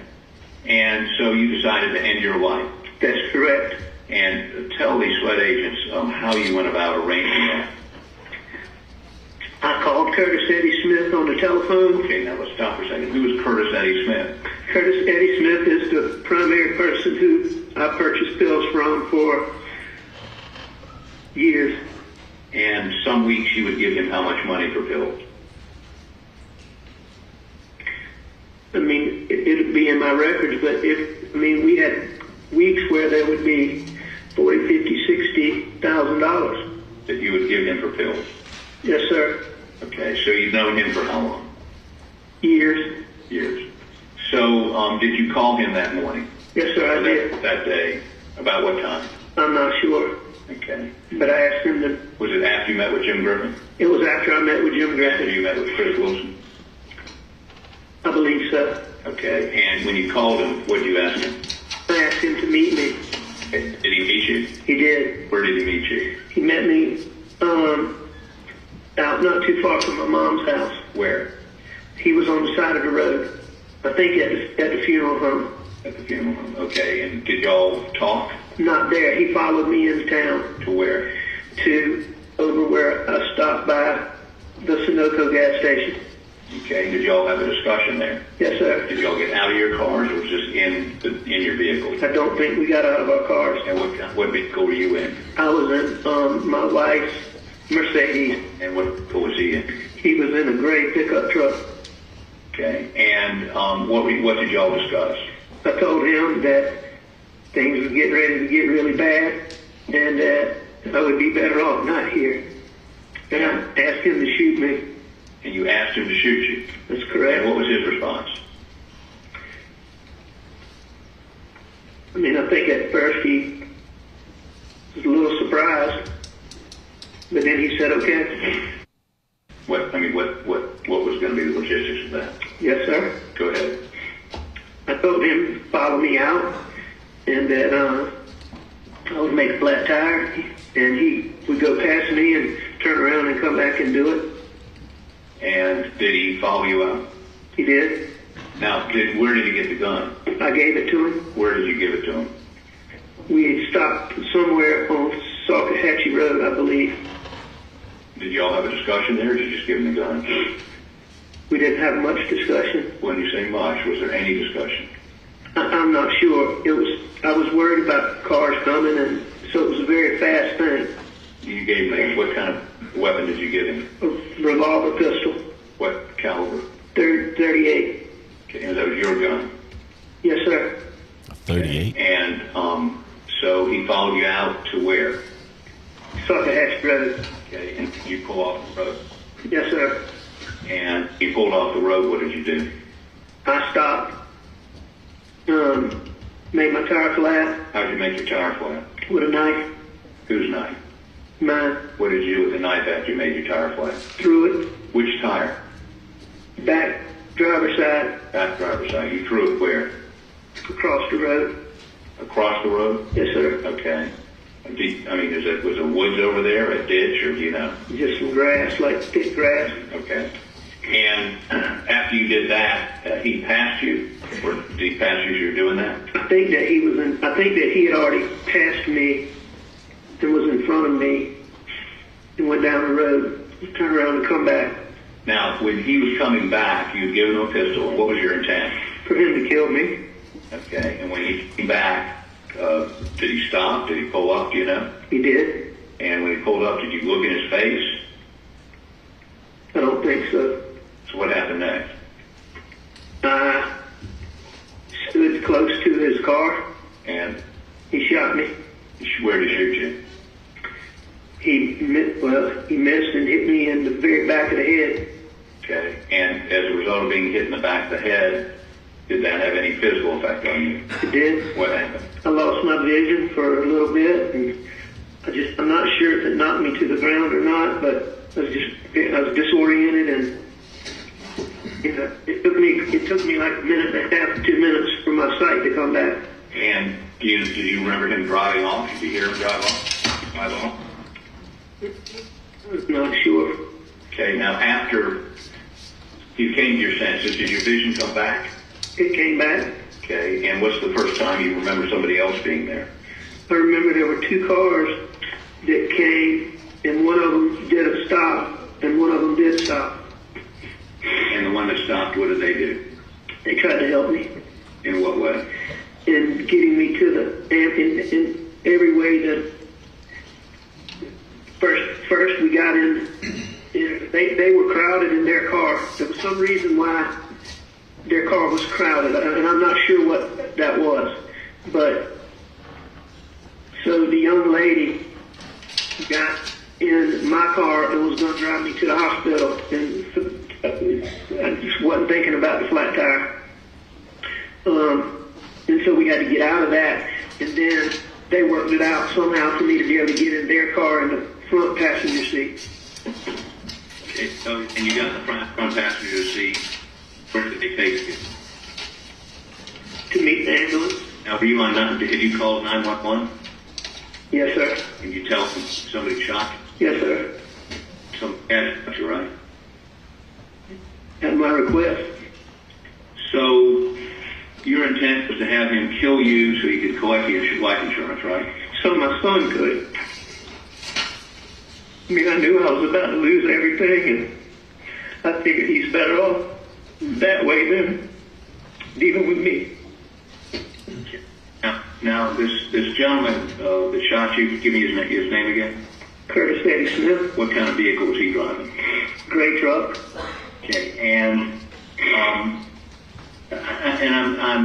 it's probably not relevant, but I'm intrigued by the fact, how long was it, had you ever discussed with him before killing you? Oh, you committed suicide? No, sir. How long did it transpire between the time you asked him to shoot you in the head on the side of the road and he actually shot you in the head on the side of the road? When I first asked him, we were at the Sunoco station in Barnville. And how long after that did he actually shoot you in the head? However long it takes to drive from there to Talkatchee Road. More than a half an hour?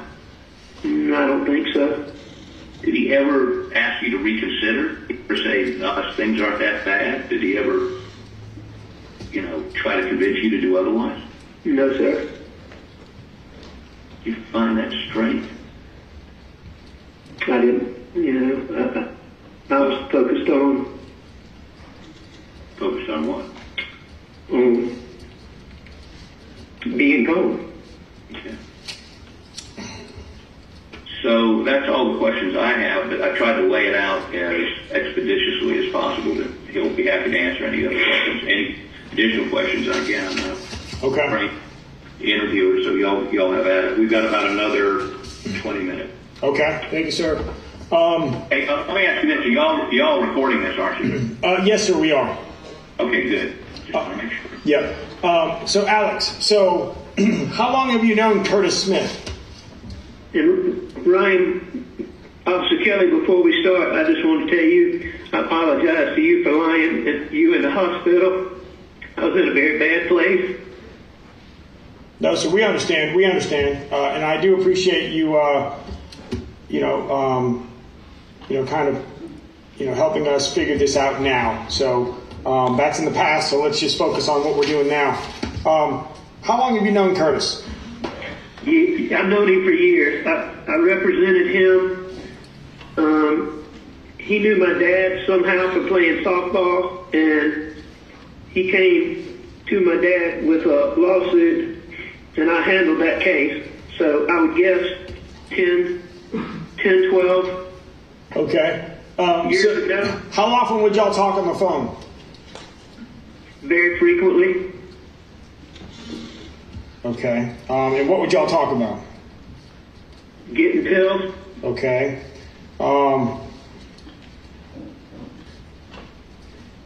And you would pay him money to get you pills, correct? Yes, sir. Okay. How often would you pay him? Frequently. Okay. Well, I mean, once a week, twice a week? It would vary sometimes, but it was several times a week. How would you pay him? In cash and mostly in checks, but in some cash too. Okay. And what accounts would those checks come from? The vast majority of them would come from the Bank of America account, but there would also be some funds that would come from the Palmetto State account. And whose accounts are those? Mine.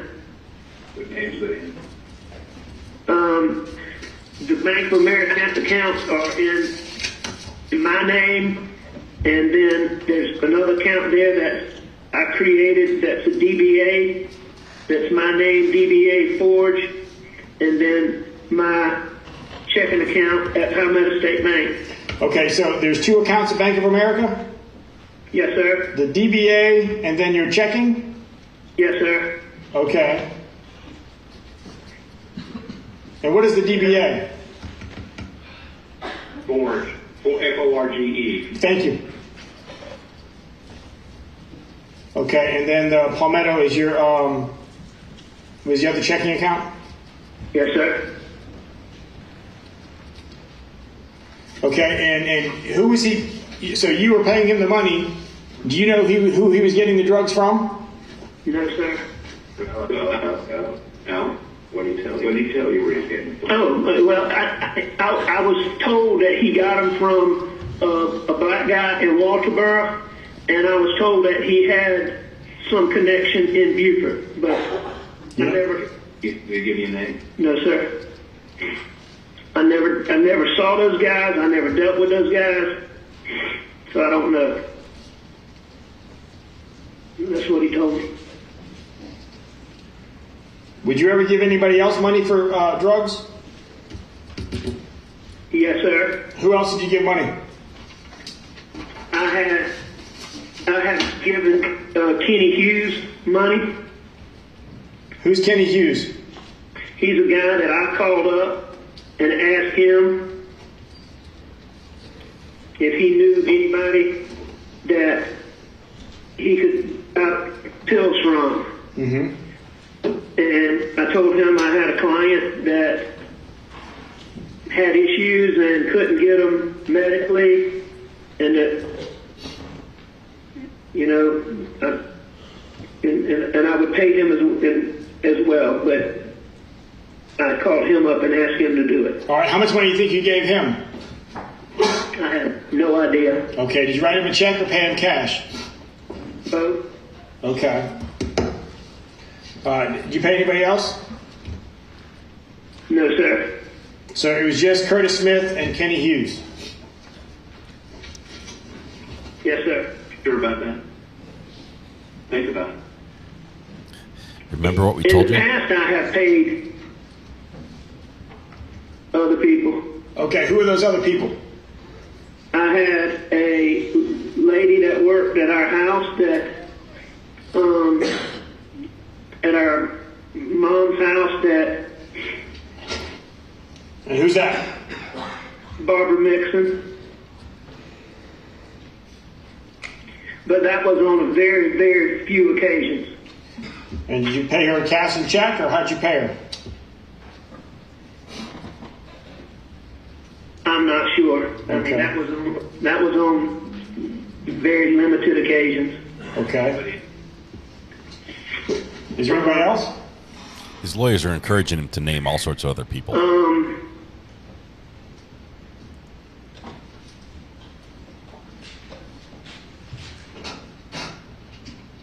Not that I can think of right now.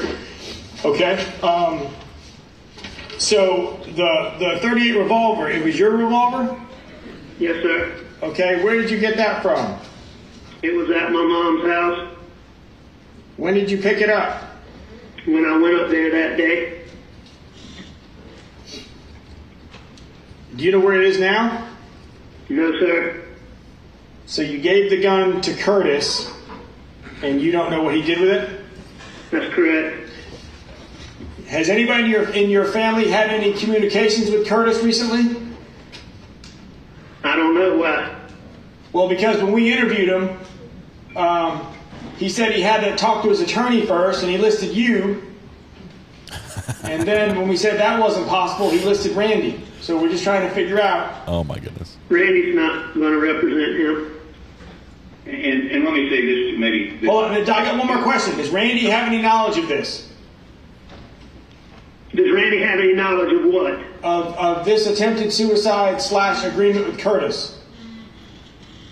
I have told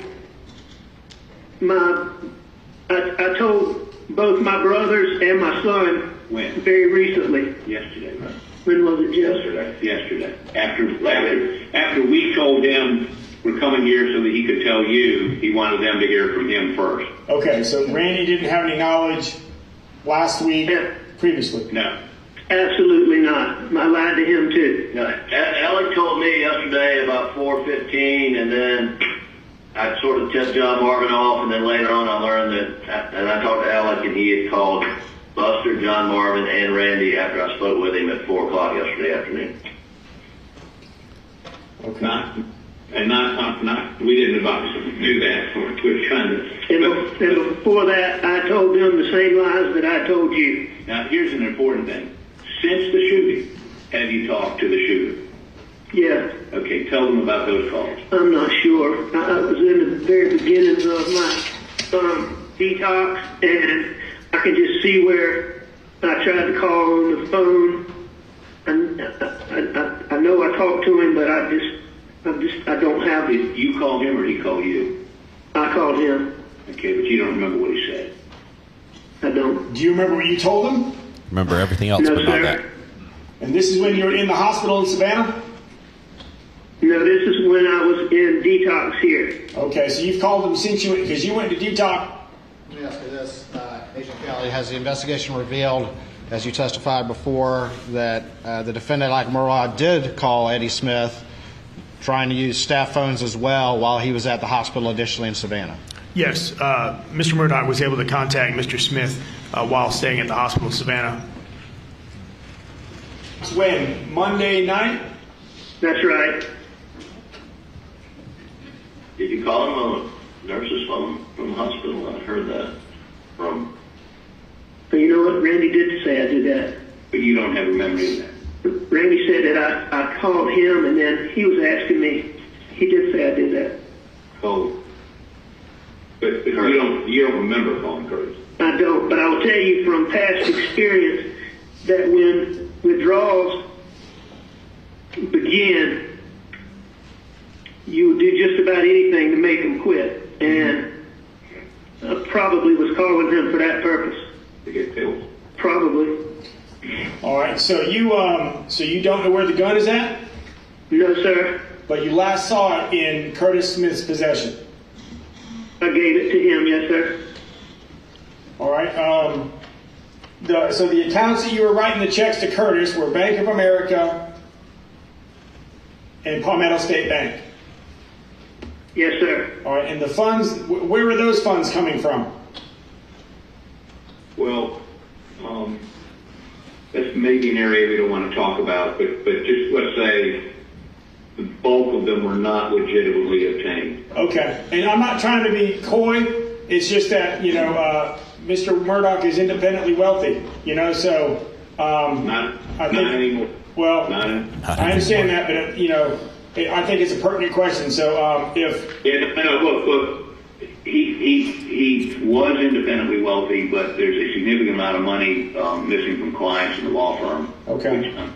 So the money came from ill-gotten gains? Is that what? Some of it. Most, I would say the majority of it, but some of it I'm sure I use my own personal funds too. Okay. I mean, I was buying so many.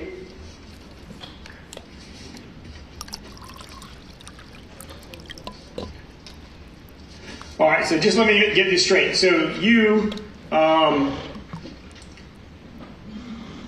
entered into did you pay Curtis any money for this? No, sir. You didn't pay him anything, so you just asked of a favor and he did it? Yes, sir. Kill me. That's a great favor. And what are friends for, right? Yeah, I paid him $50,000 a week. These checks that you were paying to Curtis for 10 weeks. I mean, they were pretty significant, right? Yes, He's sir. got records of everything. It's like records of all his pill purchases. But and when was the last time? I know. I mean, I'm not trying to get you to. When was the last time you made a payment to Curtis? Was it before the shooting? It would have been.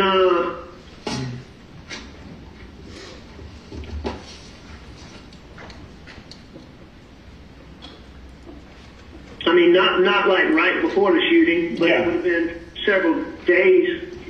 Okay. Did you remember how much you paid him? No, sir. I think the last few times I paid him were all in check, and I was trying to, see him as little as possible. All right. Now let me ask you this: do you owe money to any drug dealers? No, sir. So there's not a threat out there that we need to worry about for Buster? No, sir. No, sir. Okay, so the money that you were paying to Curtis to get money from his dealer or his supplier, you were paid in full in those payments. So there's no outstanding debt that we need to worry about. No, sir. Hey, Ryan, that's assuming that Curtis passed all the money along. Well, no, I understand. I understand, and we'll work. So, to the best of your knowledge, you don't owe anybody. No, sir. Okay.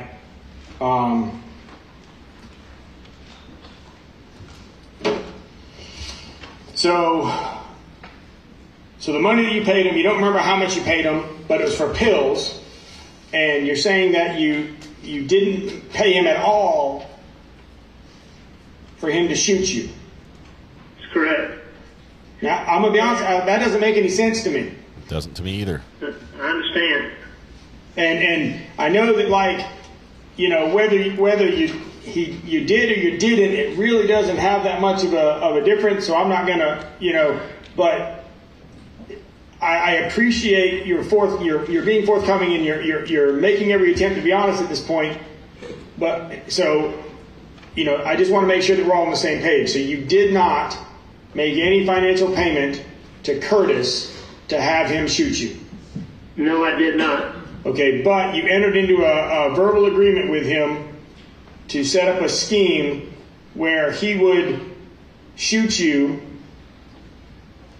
It would be a suicide set up as a robbery homicide, and you doing so was in order for your son to get your life insurance policy. I don't know about a robbery, but everything else is true. Hold on. So let me say this to you. He's had this policy for 10 years.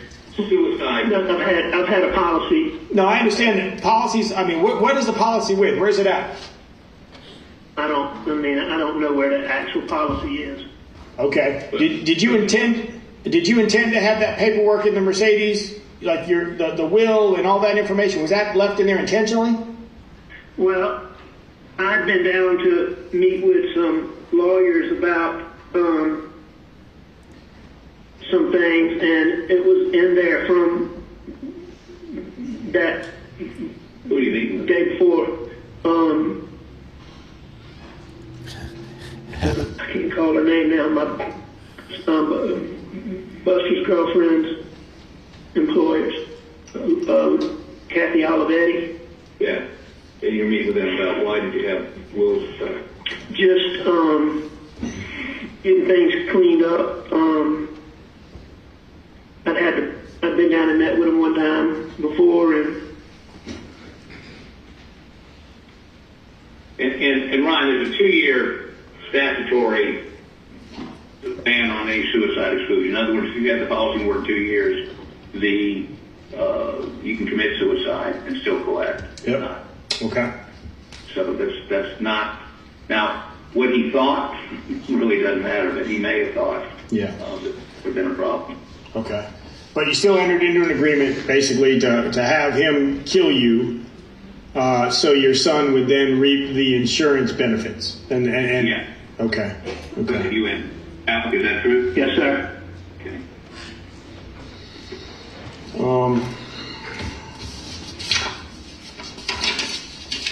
All right. So, how did you get the knife? Was it your knife? I think that Eddie gave it to me. Curtis Eddie Smith gave it to me. Okay. And then how did you make the tire flat? I just stuck it. So you punctured the tire with the knife?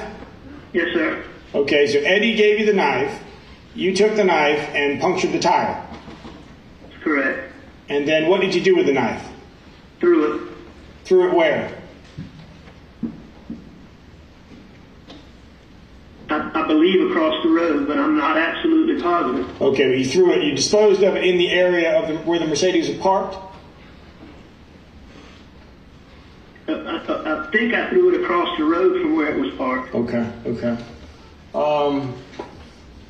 Do you know if they disposed of the gun out there? I do not know.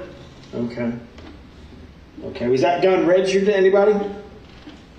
Probably. Probably to who? Should have been. I believe that I purchased it, so I believe it would be registered to me. Do you remember when you purchased it? No, sir. Where would you purchase it? Yeah. I got no idea. Okay.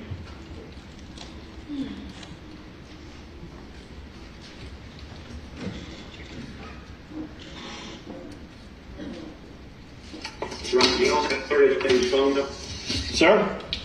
You have Curtis Eddie's phone numbers. If y'all have them, we'd love to get them. Yeah. It will be my key. Yeah, I got a cell number 843-908-1534 and a home number at 843-538-4691. All right. Alex, did you ever have any dealings with anybody else besides Eddie? Any of his friends, family, girlfriend? I mean, I knew who his girlfriend was, but I never had any dealings with her about pills. Who's his girlfriend? A lady named Donna Eason. I don't know her very well, but I've just helped her with a couple of little legal issues over the years. Okay. But she never was involved in the exchange of pills or money. Okay. Is there a property up in Hugie? A property where? In Hugie, up 41. Do you guys own any property up there? Oh, yes, sir. And out of Charleston? Yes. Yes, sir. Tell me about that. There's a piece of property that I owned with a bunch of other people that nobody else would pay, and so I've been paying for it, and he did some work up there. Was that a tax sale? When did he do that? He started within the last couple of months.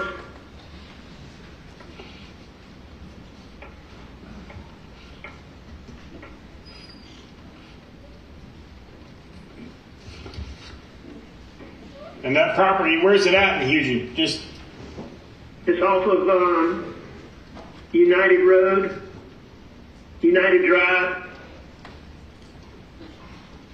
Okay.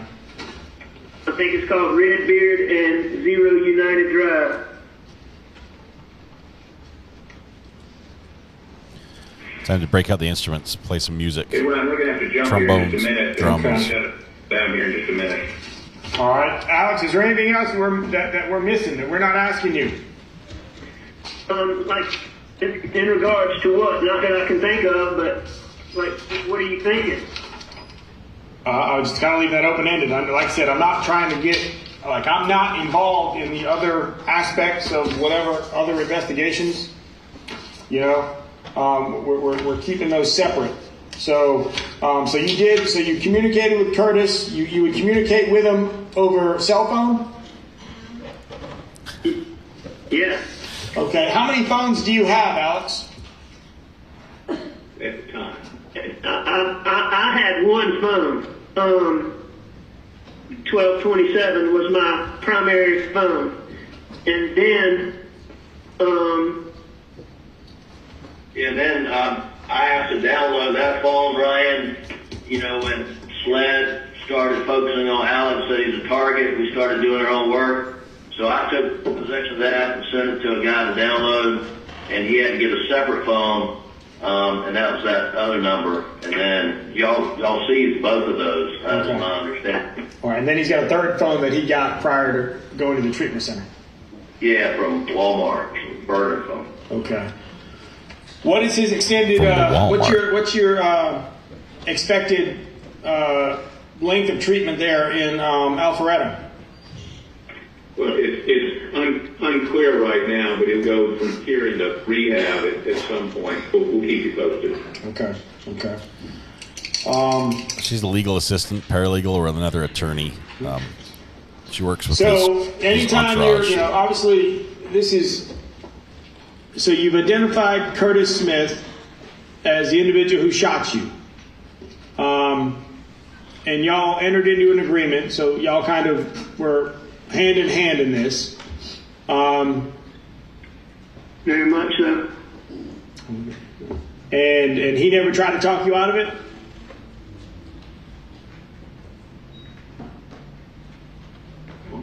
I don't know. No, sir. I don't think he did. Okay.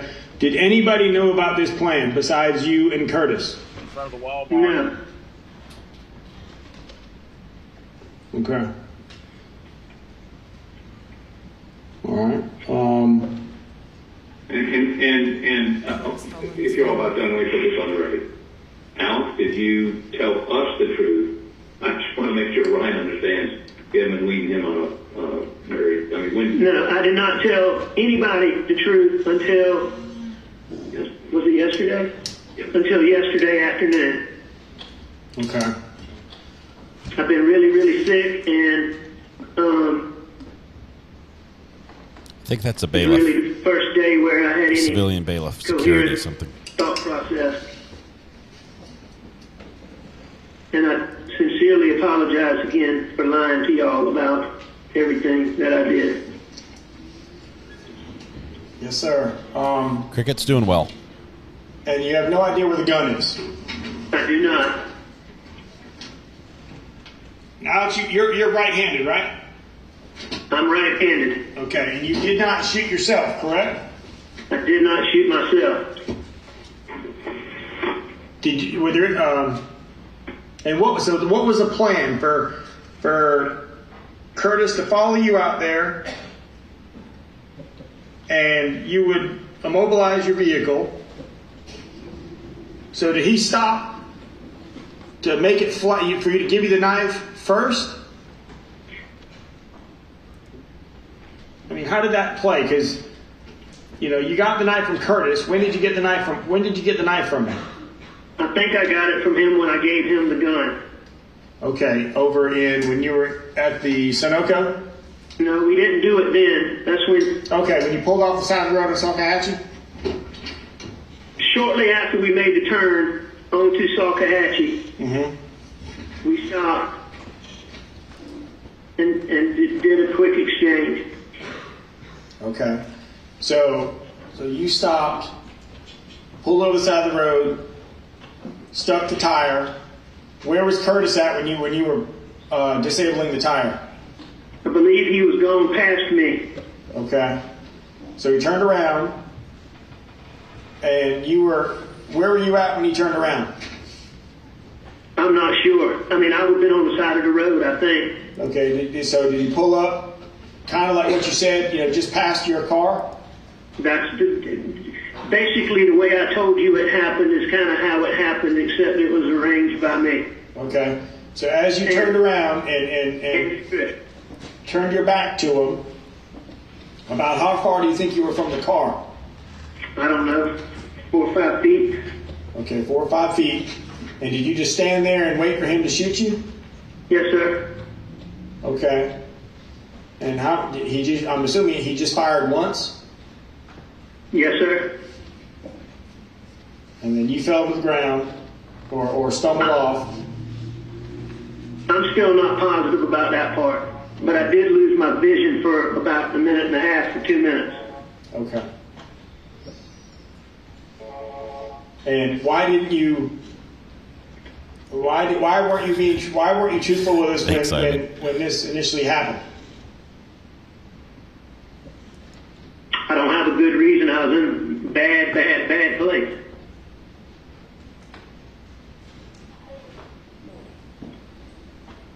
Okay. All right, gentlemen. Well, I know our time's cut short, but And Ryan, I'll call you from the car once we get out of here in just a couple minutes, and then I'll call you while we're driving back to the airport. Okay. Yes, sir. Okay. All right, gentlemen. So let's see. We'll finish this.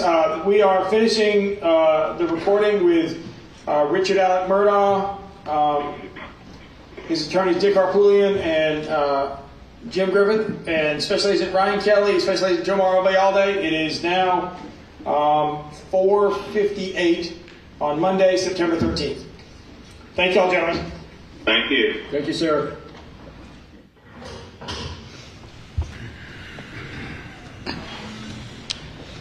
Special Agent Kelly, is that a complete conversation that you had with Alex Murdaugh on September 13th, 2021? Yes, it is. Prior to that conversation, over the course of the 911 call, the ambulance, and multiple interviews at the hospital, did Alex Murdaugh ever mention or identify Curtis Edward Smith at all until his lies about the side of the road were exposed? No. Did Alex Murdaugh ever say that there was any risk or threat to Buster? He said no. No, he did not. He actually denied it when we asked. Did Alex Murdaugh say that Curtis Eddie Smith had anything to do with the murders at Moselle? He denied it when we asked. And is there any evidence that Curtis Edward Smith had anything to do with Moselle? None whatsoever. Thank you. Nothing further. Mr. Harpoolian. Your Honor, I understand we have a 4:30 cutoff. You just want me to go as far as I can go? Or we can adjourn now for the day. I don't. This is going to take a while, and I would suggest. So the state is not resting today. Hey, ladies and gentlemen, we are going to adjourn till 9:30 tomorrow morning. Let's have order in court. I'm speaking to the jury. Congratulations on 6K subs, Scott. You should feel love. You're the best. Pickles. Have a good evening. Grinning Please face not with discuss starry the eyes case. gold medal. Thank you very much, Heather Barnett. I appreciate that. I'm super excited. We did hit 6,000 subs today during this live stream, and I don't know who made the bet with Ivan, but he promised to do something if we hit 6,000 subs today, and I think it involved something silky. I don't want to see it. Don't send it to the burner phone. Thank you all for the congratulations. Thank you for subbing. It's you guys that got us to this point. So Please do not discuss your testimony with anyone super overnight. exciting. You'll be cross-examined tomorrow morning. Yes, sir. And we will be in recess. Okay, so we get all rise. Judge has whatever he has. He's excited to get out a little early. He could have said go until 4:30. Obviously, we're not on schedule with what the state had. I have not heard a timeline witness. So maybe we're another day of testimony from the state, or maybe we get the witness tomorrow. Silk thongs is what I heard as well. Natural empress, and I just that's enough information. I don't want to hear anything else. Let's see. Ivan will invite us all to his beach cottage over in Idaho. Alex was just the tip of the iceberg at PMPED. Ritz shouts out Newman. Thank you, Tracy. Appreciate it. Linda as well. You guys are incredible. Let's see. Matthew Harris says, "Hey, Recovered Addict, we finally crushed our finished our can you legally transport a dead body for home burial video and dropped it at lunch today. That thing was a pain." Matthew, can you put a direct link to that video or to your channel? I know we can do the channel, but if you can put a direct link to it at the end, that would be great. Hey, I got the iPad back. Thank you. There's a cricket in there. Don't be careful. Don't just steal my cricket like that. My son just was going to clean up the bottle on the ground, and it's the one with my cricket. I have to let it go. Bars and tones. I'm going to turn it off right now. It's off. There's Buster. It's Buster and girlfriend are all smiles. They're happy, looking good. They're waiting, being held there until the jury can get out, until the jury's clear, waiting for the go-ahead. Thank you, Dallas. Appreciate it. Donna, Douglas says, "Release the cricket." I will, right after. Maybe I'll do a YouTube short of me releasing the cricket, because YouTube is still bugging me to release shorts. And Alex Murdaugh stole it. Alex will steal my cricket. Thank you, 80s Music Man. The DUI guy is right there. He is there somewhere. I saw him in court, I think. James from the court is there as well. He should be there at least one more week. Brooklyn says, "I'm a licensed funeral director. I could have helped you with that." Yes, Brooklyn, you are. We'll have to go to you with all our body transport questions. I think that's the DUI guy. Let's see. I'm not sure which one's James from the court.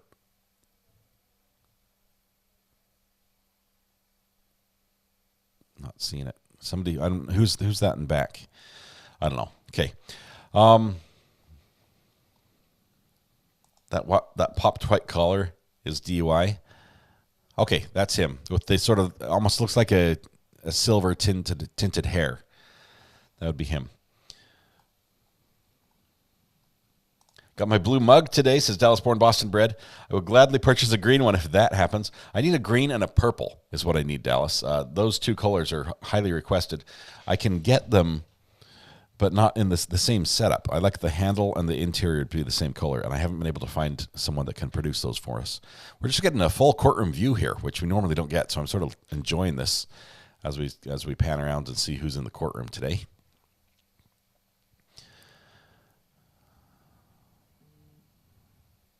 Lots of peeps. And now they can go. So they're being let out. The judge just walked away, so I guess we're keeping the cameras on. I guess not. Now we're done. Okay. Vixen, Amber says, "All right, I need to know what you're thinking. My brain's just scrambled. Thoughts. Where's the timeline? Not your timeline, Amber. I want the state to spell out for the jury the timeline of how this happened. It's got to be here. They cannot rest without that. If they are betting all their chips on their closing argument, being able to piece this all together and make sense to the jury, I think they're giving it away." Debbie says, "Congrats, Recovery Addict in 6K. You're going to need another plaque." I love it. The plaque I've got right now from Debbie. Let me go to this camera right here. Is absolutely amazing. Debbie made me this plaque. Here, let me fix the focus 1 second. Wait for it. There it is. Okay. I know somebody screenshotted that. Sorry. Okay, so here we go. Here's the plaque she sent me already, which is absolutely amazing. Debbie has a store over on Etsy called The Creative Bee, and if you actually put, I think if you put !B, what's the command to get to Debbie's link? But if you need something like this made for a coworker, for anything, I've got it dirty. Let me clean it off there. For whatever you need, if you need an amazing plaque made and personalized, she's your go-to person for that. I will get that hung on the wall and on the screen behind me eventually. I do apologize. I'm super far behind. Let's see. So somebody, Heather Burnett just gifted a membership as well. Let's see who got this, a final parting gift here. Where is it? Hook and Needles. Congratulations. Good to see you in green again, I think. I think this is round 2 for you. There is so much room for reasonable doubt. Yes, thank you very much, Heather. Appreciate it. And the donation and everything. Matthew Harris says, no, the closing argument is the perfect time to bring out the timeline. That's where you plug and play the admitted facts and create the timeline as a demonstrative exhibit. But Matthew, yeah, I see going over that. But they have they've dumped the spaghetti all over the floor. And then they're going to be picking up noodles and saying, here's longest to shortest. Here they are at the closing argument. I think they need to do a little bit more than that because it's been such a mess. And Roxy from Tucson just came in for another 5 memberships gifted as well.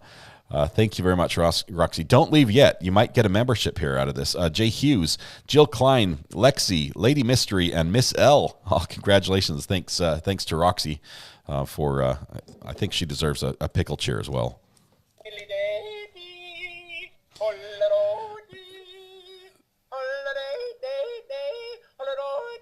Wait for it. Thank you very much, Roxy. Thanks for the pickle, and thanks for the gifted memberships. You guys are amazing, all of you. Can we address subject matter jurisdiction? Soon, Bill. We'll address it. They actually did address subject matter jurisdiction, making sure that the murder happened in the right county and that this court was in the right place. But subject matter, instead of just jurisdiction, I guess in that case, subject matter would be if it was the right court for this type of trial. Awesome new memberships. Yes, they are. I think the timeline should be the nail in the coffin and then hit him with a closing argument and tie it together. I agree, Natural Empress. I realize Matthew's thinking, wait till the end to put it all together and hammer it shut. I just think they're losing the jury without any notes. I think they're losing them. Send a side-by-side image of Weather Watch and the sketch to your burner phone. That's something to hold for. Wait. We're gonna show this.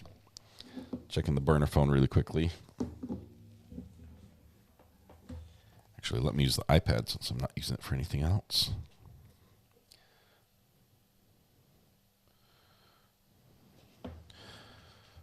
Okay. Sent an image. Here we go. We're pulling it up. Ooh, I'm seeing some similarities. Would you look at this? Would you look at this, guys? I think we've cracked the case. We've cracked it right here. As you can see, Adam Nusky has matched up the look, and I think we're onto something. I think this is it. Adam, that's awesome. I see some similarities, but no. I don't think that's our guy. But maybe he knows who did it. We'll have to ask him. That's funny. That's a spinning image, says Bay One Gaming. That is funny. Great. I appreciate that artwork. That as what would Harpootlian call that? Coagulation. That's what he would use. He'd use the word coagulation for that. How long does the membership last? A month. A gifted membership lasts a month. Let's see. It was the court where it happened. No one requested a change of venue. Ivan likes the picture, I think. Have a great day, Weather Watch. Let's see. Matthew Harris says, that's the beauty of the jury trial. You can lose the jury for 2 weeks as long as you get the info into evidence. Then, at the closing, they tune in and accept the established facts. But don't you run the risk, Matthew, of having the defense make sense on cross and break your witnesses down and make them not credible? If the defense is doing a good job during cross and you are just leaving them confused, don't you have then a hurdle to overcome that wouldn't be there if you were, building a nice solid foundation all the way along? Weather Watch says, can I get you on retainer ASAP? Apparently, the picture hit a little close to home. Are we still on for the podcast tomorrow, Weather Watch? Let's see. Why can't the jury take notes? Cindy, that's a South Carolina thing. But I believe in this case, if the jury asked for it, if the jury foreman asked for it, the judge could authorize it if he felt like it was important. But they don't. A lot of places think that taking notes will distract them from what's being said in the moment, and they might rely on things that aren't evidence. If they write something down, they want just to focus on the evidence as it was admitted.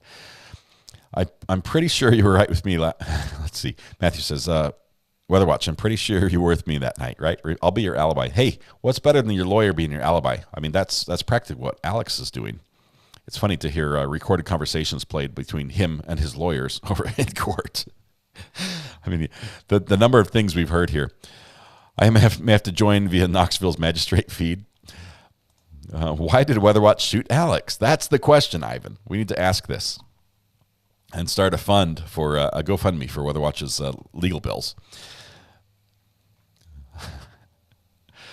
All right, we are all in this together. You guys are amazing. This has been a great day. We've had some just wonderful, wonderful chat. We've had a little bit of boring but interesting at the same time. I wish it would stop, but then we can talk about it type way. Evidence that's been admitted. Harpootlian was right. I'm not sure how many times I'm going to have to say that, but the state did not finish when they said they would be finished. We are still with the state, so that means I'll have to change the title on this video and the last one because the state did not rest today. So I'll go ahead and correct that when I'm done here. Let's see. We were coming from the South Carolina conference. Oh, wait, yeah. Pick a different state. I'm sure got it. I sure got an inside look into the life of a lawyer during this trial. Does it make you more or less inclined, Bill, to study up on the law books and maybe pursue a degree and a bar license or pass the bar? You guys do make it interesting. Thank you so much, Heather, for your donations today. Searching for a country without an extradition. Yeah, you get that your passport in order now, and you might want to book your flight. Anyone notice that Alex throws in details when it's not necessary, yet he couldn't remember in the video of him pulling on the tree in his light blue shirt and khakis was taken the day of his murders? Yeah, I do notice this, Mo Freedom. You heard all the details. Here's him in rehab giving accounts of everything that happened in the roadside shooting. And then in rehab, being off drugs. Okay, obviously he's in arguably a state where he wants more drugs but is not getting them. He's making calls to Cousin Eddie and talking about things like, I guess people told me I called him, but I have no idea why, or it must have been for drugs. Yeah, that didn't fly with me. That boat won't float. The title should have been Prosecution Arrest. I just add a question mark on this and I should be good. Thank you for that, Grumpy Cat. That'll make it easy. Just my opinion says, any word on Cousin Eddie or Alex possibly testifying? Both are still possible. I don't think Cousin Eddie will be brought in on the defense side. So if the state rests early tomorrow morning without him, I don't think we'll see him. Alex testifying is still a possibility. He is a very skilled, gifted lawyer. He's good with people. He may be a lot like Dean Cummings in the Arizona trial, where he gets on the stand and it's absolutely just your jaw drops and you're like, this is all they needed to do was put him on the stand. That might be it. I doubt it because there are a lot of questions that you would have to answer or lie about or tell a good story. And it's hard to hear if that happens, to hear his testimony and not think, well, you lied about everything else, so should I believe you about this? Thanks, Rando. Appreciate it. You are one of them, I am sure. I remember way back when your court videos had 15 viewers. That was day one. Rando. That was amazing. See, thank you, everyone. Need to catch up yesterday. Today was good. It was. Tomorrow's going to be better. It's really going to get better. Eddie wasn't Alex's drug dealer. Alec was Eddie's drug dealer. So why was Alec paying Eddie, Bill? What's the $500,000? We need to account for that money and what what services were rendered in return for that. 99 Dutch Girl, thank you for being here. Appreciate you. He's a gifted lawyer. I said lawyer. Present company excluded. Alec is smart. He wouldn't take the stand. He might though. Natural Empress, he might. He's got probably a very big ego still, and I think he can talk his way out of this. So great being back with you, T-Rocks, as well. Welcome. Poot is going to be on fire tomorrow on Cross. I have a feeling it will be his best day. I don't know. I've seen Jim be on fire. Jim's had moments of brilliance on Cross. I have not yet seen Poot play his A game. Maybe he's got one still. Maybe he doesn't. I think he's just there for the name recognition at this point. I have not seen him be absolutely amazing. So maybe the disposal of whatever he needed to get rid of. But $50,000 a week, $500,000, Poots on fire days are over. I'm supposed to be training someone, says Tara P. Oh no, not fires. Got to keep the fires out, says T-Rox. T-Rox has dealt with enough fires. Don't cut the old bird out. He just needs his back against the wall, says Ivan. Well, it is. It is against the wall. His clients put him in a tough spot, and a lot of stuff. The judge has allowed in a lot of things that don't look good for him. So he's got to bring his A game tomorrow, maybe, and let's see what happens. A lot of those checks had to be burned. Poot has passed his prime, but he still knows how to work a courtroom. I believe, Bill, he's still very talented. He's not in the position he's in as a lawyer or as a politician because he's inept. He's got skills, he's got abilities that he can draw on, and with the right setting and time and maybe a little bit of luck, he might do really, really well. Apparently, drugs in South Carolina cost a lot more, like add 2 zeros type more. It's a ton. Alex is known to cry in front of the jury in his cases, and apparently that worked for him to win his cases, so maybe that's what he will do here. Well, he's going to be really close to them, so make sure they're real tears, because I think they'll see if they're fake. Let's see, who can wave? He can wave a mean shotgun. So Tara finished. Oops, I'm supposed to be training someone tomorrow, and now I'm unable to do those Teams meetings. I can't miss tomorrow. Tara, congratulations on your upcoming sick day from work. Hope you get feeling better. Maybe by the weekend. Poot is Wile E. Coyote. Every dog has his day. Tomorrow is Poot's. Who was it? Was it Thal that said, he called me a broken clock is right twice a day or something.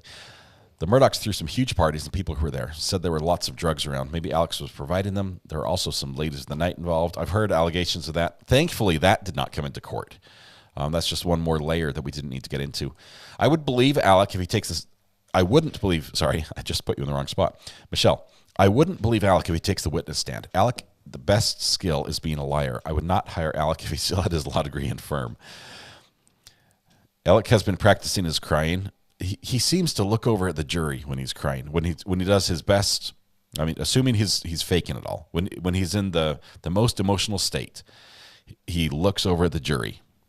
He wants to see if it's working, and that's what makes it hard to believe. I believe he, in some cases, has had authentic emotion, that it was real, that it's difficult to hear this described. I believe he did love his son. Okay, whether or not he shot him, I believe he loved his son. It might, he probably shot him for, if he shot him for a reason other than the fact that it wasn't that he didn't love him, that he shot Paul.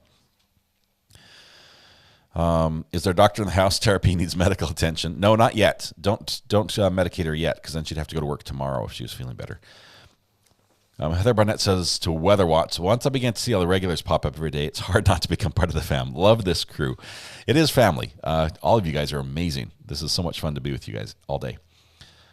Let's see. SLED will be hitting the Senator Poot up for more funding to bring their resources up to par.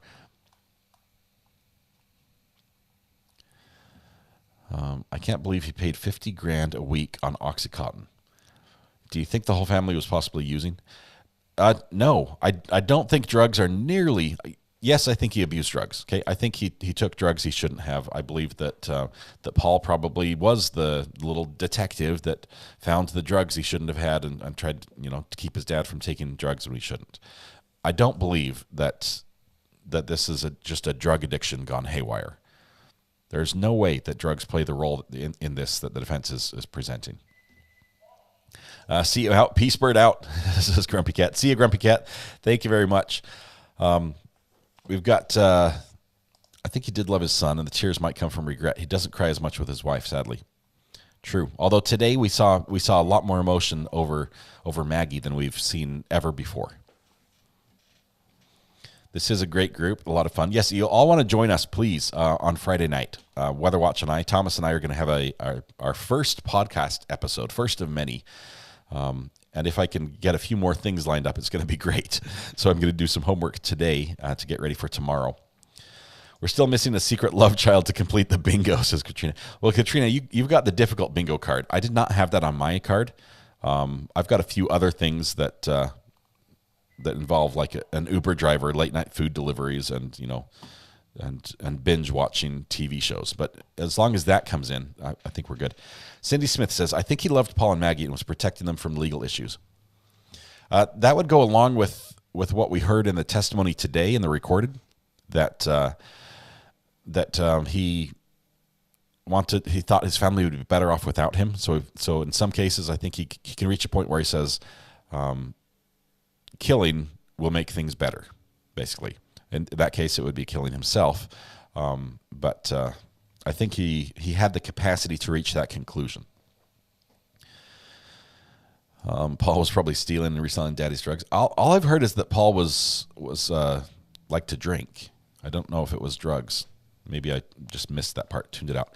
Villa Girl, welcome, by the way. If I was paying that much for pills, he got ripped off. If he was paying that much for pills, he got ripped off.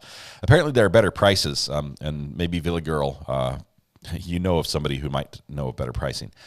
Kids, if you want some fun, Mr. LePage is your man. He's always laughing, having some fun, showing his films in the den. Do you think the prosecution would have had a better case if SLED was not the main source? Michelle, no. I think if SLED had not been involved, the prosecution would not be here. I do not believe that we would have got this far. I think the Murdaugh's power locally in the community, with the police, with the sheriffs there locally, was too great, and this would have been basically never come to trial. Okay. Is that podcast going to be on your channel? Yes, it is, Sozi. I know you've said a few times, but I also try to multitask while listening, and clearly I'm not good at it. Yes, it will be on this channel to start with. Maybe a couple months down the road, a couple weeks down the road, depends how things develop. We might split it off because it is going to be a little bit different than what we talk about here. It's not all going to be crime. It's not going to be true crime. There will be some of that in there, but not everything. Alex and his lies reminds me of Chicken Little, and the sky is falling. Just came back to push the like button just in time. Thanks, Dutch Girl. I can excuse you now. I appreciate it. Thanks for sticking around. You think with that kind of habit, it could have gotten a better price, at least like a bulk discount, right? Or isn't there like a Costco for drug dealers, where if you're buying by the pound instead of by the pill, you should get it a little bit cheaper. You know, the 11th one's free or something. If you need a crypto expert, you got my number. Ivan has crypto down. He knows what's happening there. Let's see. Eggs aren't the only thing that's gone up in price, apparently. All right, I'm caught up in chat. You know what that means? That means we're done here for today. We're going to start again tomorrow. We are out a little bit early, so you guys get an early break. I'm not sure what you can do with your time, but please, one of the things I would recommend with this extra time is to hug the people you love. Smile at somebody, make their day just a little bit better, and then to stay safe until we go live again tomorrow at 9 a.m. Just my suggestion. Thank you all. It is so exciting to have hit 6,000 subscribers. Day one, I never would have thought that was a possibility, and here just a little over 4 months now later, 6,000 subs is absolutely incredible. I'm super happy, over the moon. And you guys are amazing. Thank you all for making it possible. Thank you for all the moderators who keep this channel on track and steer things in the right direction. Thank you for the suggestions. Hopefully the emojis are good for you. If you have any more emoji suggestions that would work for all the different trials we cover, go ahead and send those to me. Prefer original artwork if you have any. But let me know if you got a suggestion. Send it to the burner phone. If you need the number, type it in right now. ! Burner in chat. Sorry, I'm just choking on my emotion here. That number will pop up on the screen, and you can text me on the burner phone. I'll watch it for it there. I remember 67 viewers. That was day 2. Or actually, that was day 3, I think, 80s Music Band. 2 or 3, I don't remember now. All right. Awesome, guys. Thank you very much. I've already told you my signature sign-off, so... It's just wave now. I'm gonna go get some pickles, I think. Spicy maple bourbon pickles, highly recommended. They'll change your life. And Alex Murdaugh stole them. Thanks, guys. Have a good night.